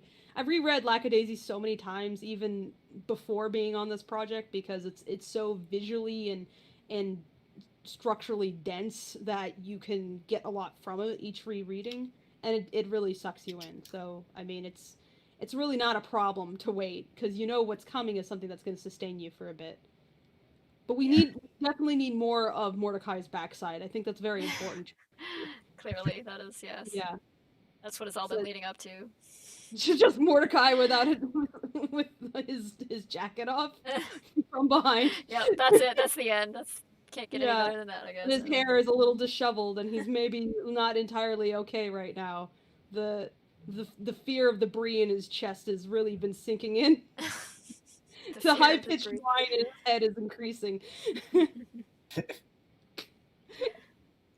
Yeah. So, I think we are basically about done. I don't think there's any, unless somebody's like super last second. Yeah, I think someone asked about drawing cloth wrinkles. Oh, yeah, you have a tutorial on that. I do have a tutorial available to my patrons. I was gonna put it up on Gumroad.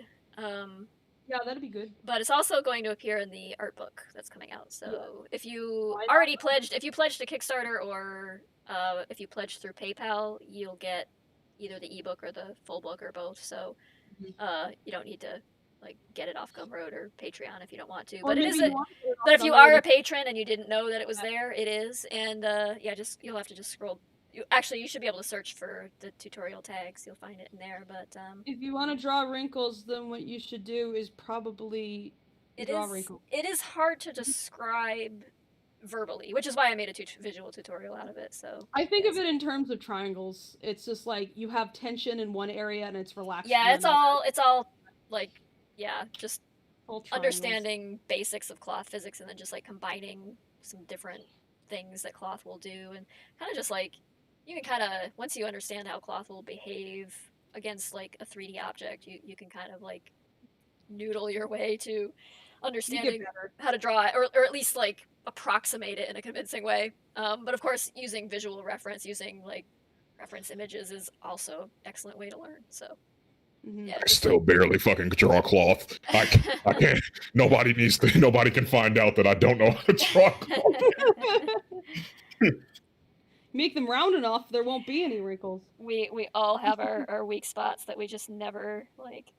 Everybody wears time in, like, yeah, everybody wears spandex is fine. Everybody's just. You don't have to draw a cloth if all your furries are actually just animals. Yeah, that's true. That's true. And they don't wear clothes, and it's fine. You can just skip all that shit. Yes. I think I make them all cars. Yeah. Oh God, don't make me draw cars. I've had to draw so many cars. Oh no, I said tars. TAUR. Oh, Taurus. No, but then they wear really big pants. Does a horse wear pants this way or this way? And now you have to answer that with a Tor. I just discovered stins, like Iron Spike, like Spike Trotman, our executive producer, like mentioned it, and I was like, "What's this?" Like cowboy western centaur thing, because I'd heard of Hot Blood, which is a like gay centaur cowboy thing, but I hadn't heard of stins. And apparently it's on Webtoon, and I was enjoying that. And oh my God, the outfits these centaurs wear, but not on their horse bits, just on the human bits. It's kind of funny. Interesting. Whoa. Yeah. Stins. STINZ. Apparently. I don't know if that's the name of it, but if you go to Iron Spike on Twitter, you'll probably see her talking about it. The thing with the cowboy centaurs. Very entertaining. Okay, yeah, so, that is the last of the questions. I think we can. Talk. Yeah. Thanks everybody for joining us. And one question before we're done. For good. So Jazz, this is a question from us to you. What indie animators do you recommend that we interview or other people check out? Yes. Yeah. Oh my God. Oh, y'all. Oh, I wish y'all had asked me this earlier. It's like, there's so many. Okay. Shit. Let me see. Who's I would say A Fox in Space. I know he's already like mega popular anyway, but like watching that dude work is just like super inspiring. I'm kind of just frames an illustrator of all things at first. I What are you doing? Right. Making fucking A Fox in Space 2, which is literally a half hour long, and he drew everything in Illustrator and then copy pasted it. Like, dude's a monster. If he can do it that way and still get through all that content, you know what? I'm not gonna yuck his yum. It's amazing. No, but I really hope that he discovers vector animation software one day. Yes. So you can do this, but less painfully. He uses Flash. Like, he copy pasted stuff from Illustrator into Flash. He's going now. That man's nuts. I'm like, how you want to talk about sadomasochistic? A Fox in Space. Oh my god, I do love that guy's whole aesthetic. It's like it's retro in such that it feels like a cartoon from the 70s.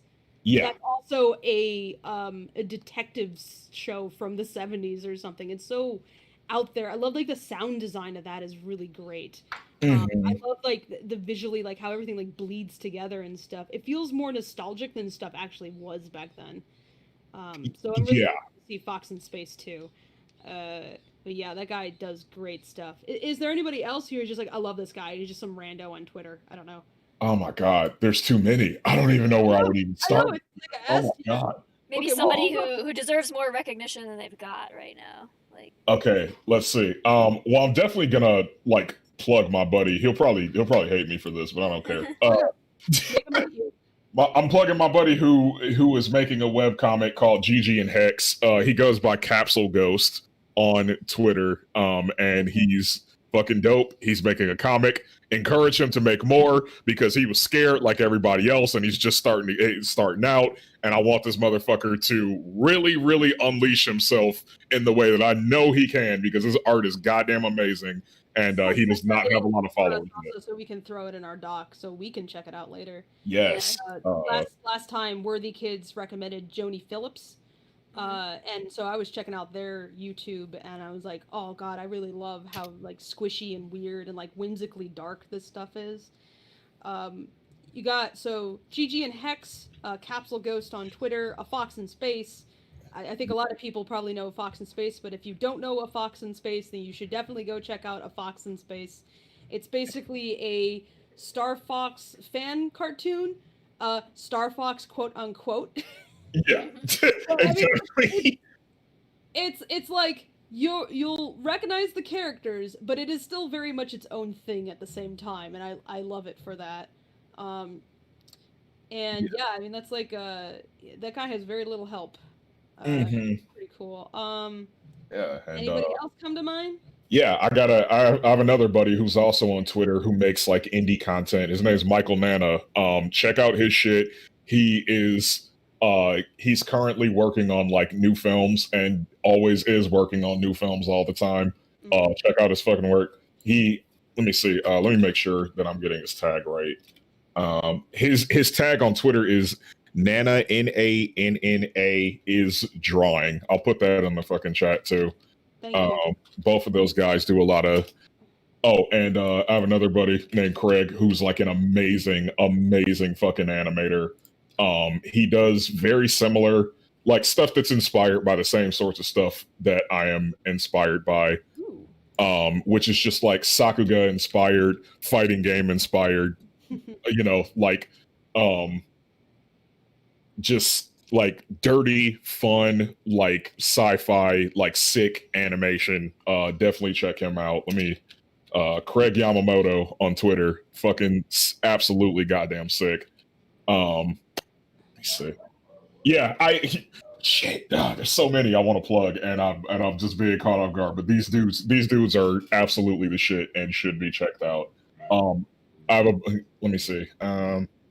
My other buddy Ari just put out his indie film called Bento Banana, which is like an anime parody sort of thing. which is amazing. Like he's like another professional who's just absolutely like a monster. You should check out his stuff, like just Bento Banana. His name on Twitter is A Grab with 2 B's. Once again in the chat. Yeah. Oh yeah, if you look up Capsule Ghost or Michael Nana, like they've both got like they're up near the top of their tweets is like the Bento Banana is that they've retweeted it, so you can easily find it if you. Very cool. Hell yeah! But yeah, any friends who I left out or anybody who I'm a fan of, I'm sorry. It's okay. We put you on the spot. We probably should have given you like a forewarning to come with names, but that's cool. That's a lot of cool new stuff to follow on Twitter. New stuff for me to check out and like follow. Well, it's like I haven't heard of most of these names. It's like, oh, look at these cool dudes. Nice. Because it's like we only do shop talk every like, I don't know, at best twice a month at best. So you can't have literally everybody on. And some people we have on, like I think people actually already know about them, but if we can at least get like the word out about other people who like they know about and then we don't know about, then like other people can know about them. And if you want, like if you've ever stumbled on that artist and you're like, how come they don't have more people following them, or how come they don't have more views? Because people need to talk about them. That's why. Yeah. Yes. You don't just become popular because they're good. It means word of mouth is so powerful. Yeah. Hell yeah. Talk about your favorite artists. Tell people about them. Tag them, at them. Just mention it. Like the reason why, mega popular artists like let's say like Andy Warhol and shit become popular is because art critics actually talked about them. They wouldn't just be popular if nobody knew about them. There's no level of amazing artist that you can be that will just make you the most known if nobody talks about you. Yeah. Twitter follower count does not equal talent level or skill. It's really the numbers are so arbitrary. It can be frustrating at times because you see so many people who are like doing amazing stuff and they're like, why do you only have like 200 Twitter followers? Oh, I forgot another one. Sorry, can I add one more? Sure. Sorry. Sorry. I have one more. My buddy Aaron Long. Jesus Christ, this dude's amazing. He makes so much fucking indie content. He's a director at Shadow Machine, but like he has a series called Sublo and Tangy Mustard that is like it is the longest running, most committed fucking like dope Sakuga inspired like fucking like comedy thing about Canadian sandwich shop mascots. It's fucking hilarious.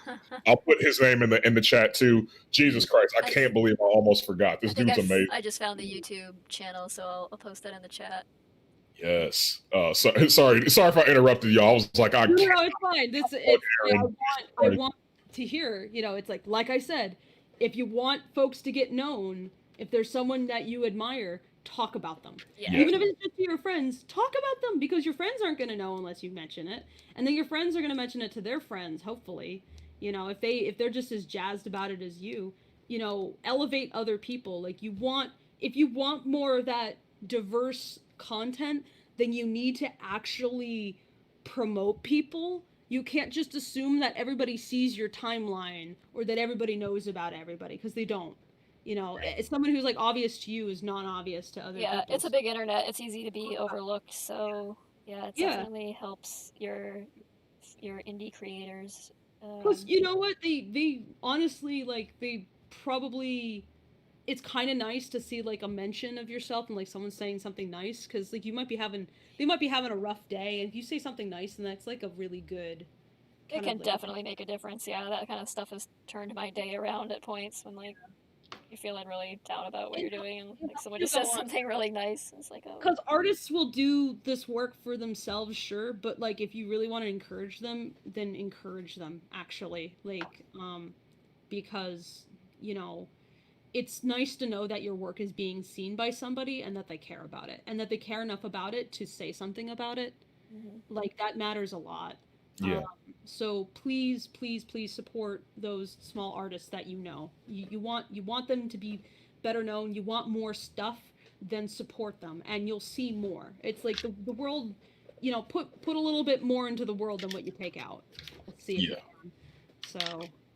Hell yeah, and all these guys like are smaller artists who like are making stuff that is so dope that their follower counts and like the amount of people who respond to it is just absolutely goddamn baffling. Like, yeah, like spread your fucking friends around, like if you can. And yeah, I got other friends who are more popular that they don't need my plug.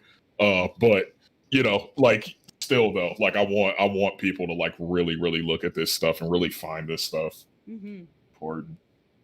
Thank you for all the suggestions. That's awesome. Thank you. I'm gonna look through all of these guys. It's like, ooh, I get like an art assignment. Yes. Yes. Yes. So thank you so much. Yeah. I guess that's it for Shop Talk. Thank you so much for the recommendations, and thank you for your time and yeah, for chatting with us. This was a good talk. I had fun. And for next round, we do have someone lined up. His name is Taniko. If you've heard of Taniko. Hey, I know Taniko. Yeah, Taniko. I was chatting with him, and he agreed to appear on the next Shop Talk. So we'll be chatting with Taniko, and I'm sure for a lot of people, there's no need for introductions. But if you do need an introduction and you're looking to learn animation, Taniko is the guy to go to, because good lord, he has done like an entire series just describing like how to make cartoons. And it is incredible. So yeah, we'll be talking with him. Hopefully next Shop Talk, we'll be scheduling that at sometime soon. And thank you so much, JazLyte, Kaylin. Thank you for appearing here, and I hope you had a good time. I did. Oh yeah. Maybe in the future we have you back on, even like once there's a Kill Wolfy 5, and you can stop by A24 too. Yeah. I would fucking love that. Yeah. Kill Wolfy 5, Adolf is president. Oh my god. Yeah. I'm down, and I will come back in that very moment to brag about it. Yes. Yeah. Perfect. All right. Wonderful. Thank you, everyone. Thanks, Newt, for moderating. And thanks for everyone who joined us and asked great questions. And thank you so much, Fetch, and that bastard chap, and May, and everybody who contributed. Really appreciate that. And have an excellent rest of your Sunday. And Everyone have a great day.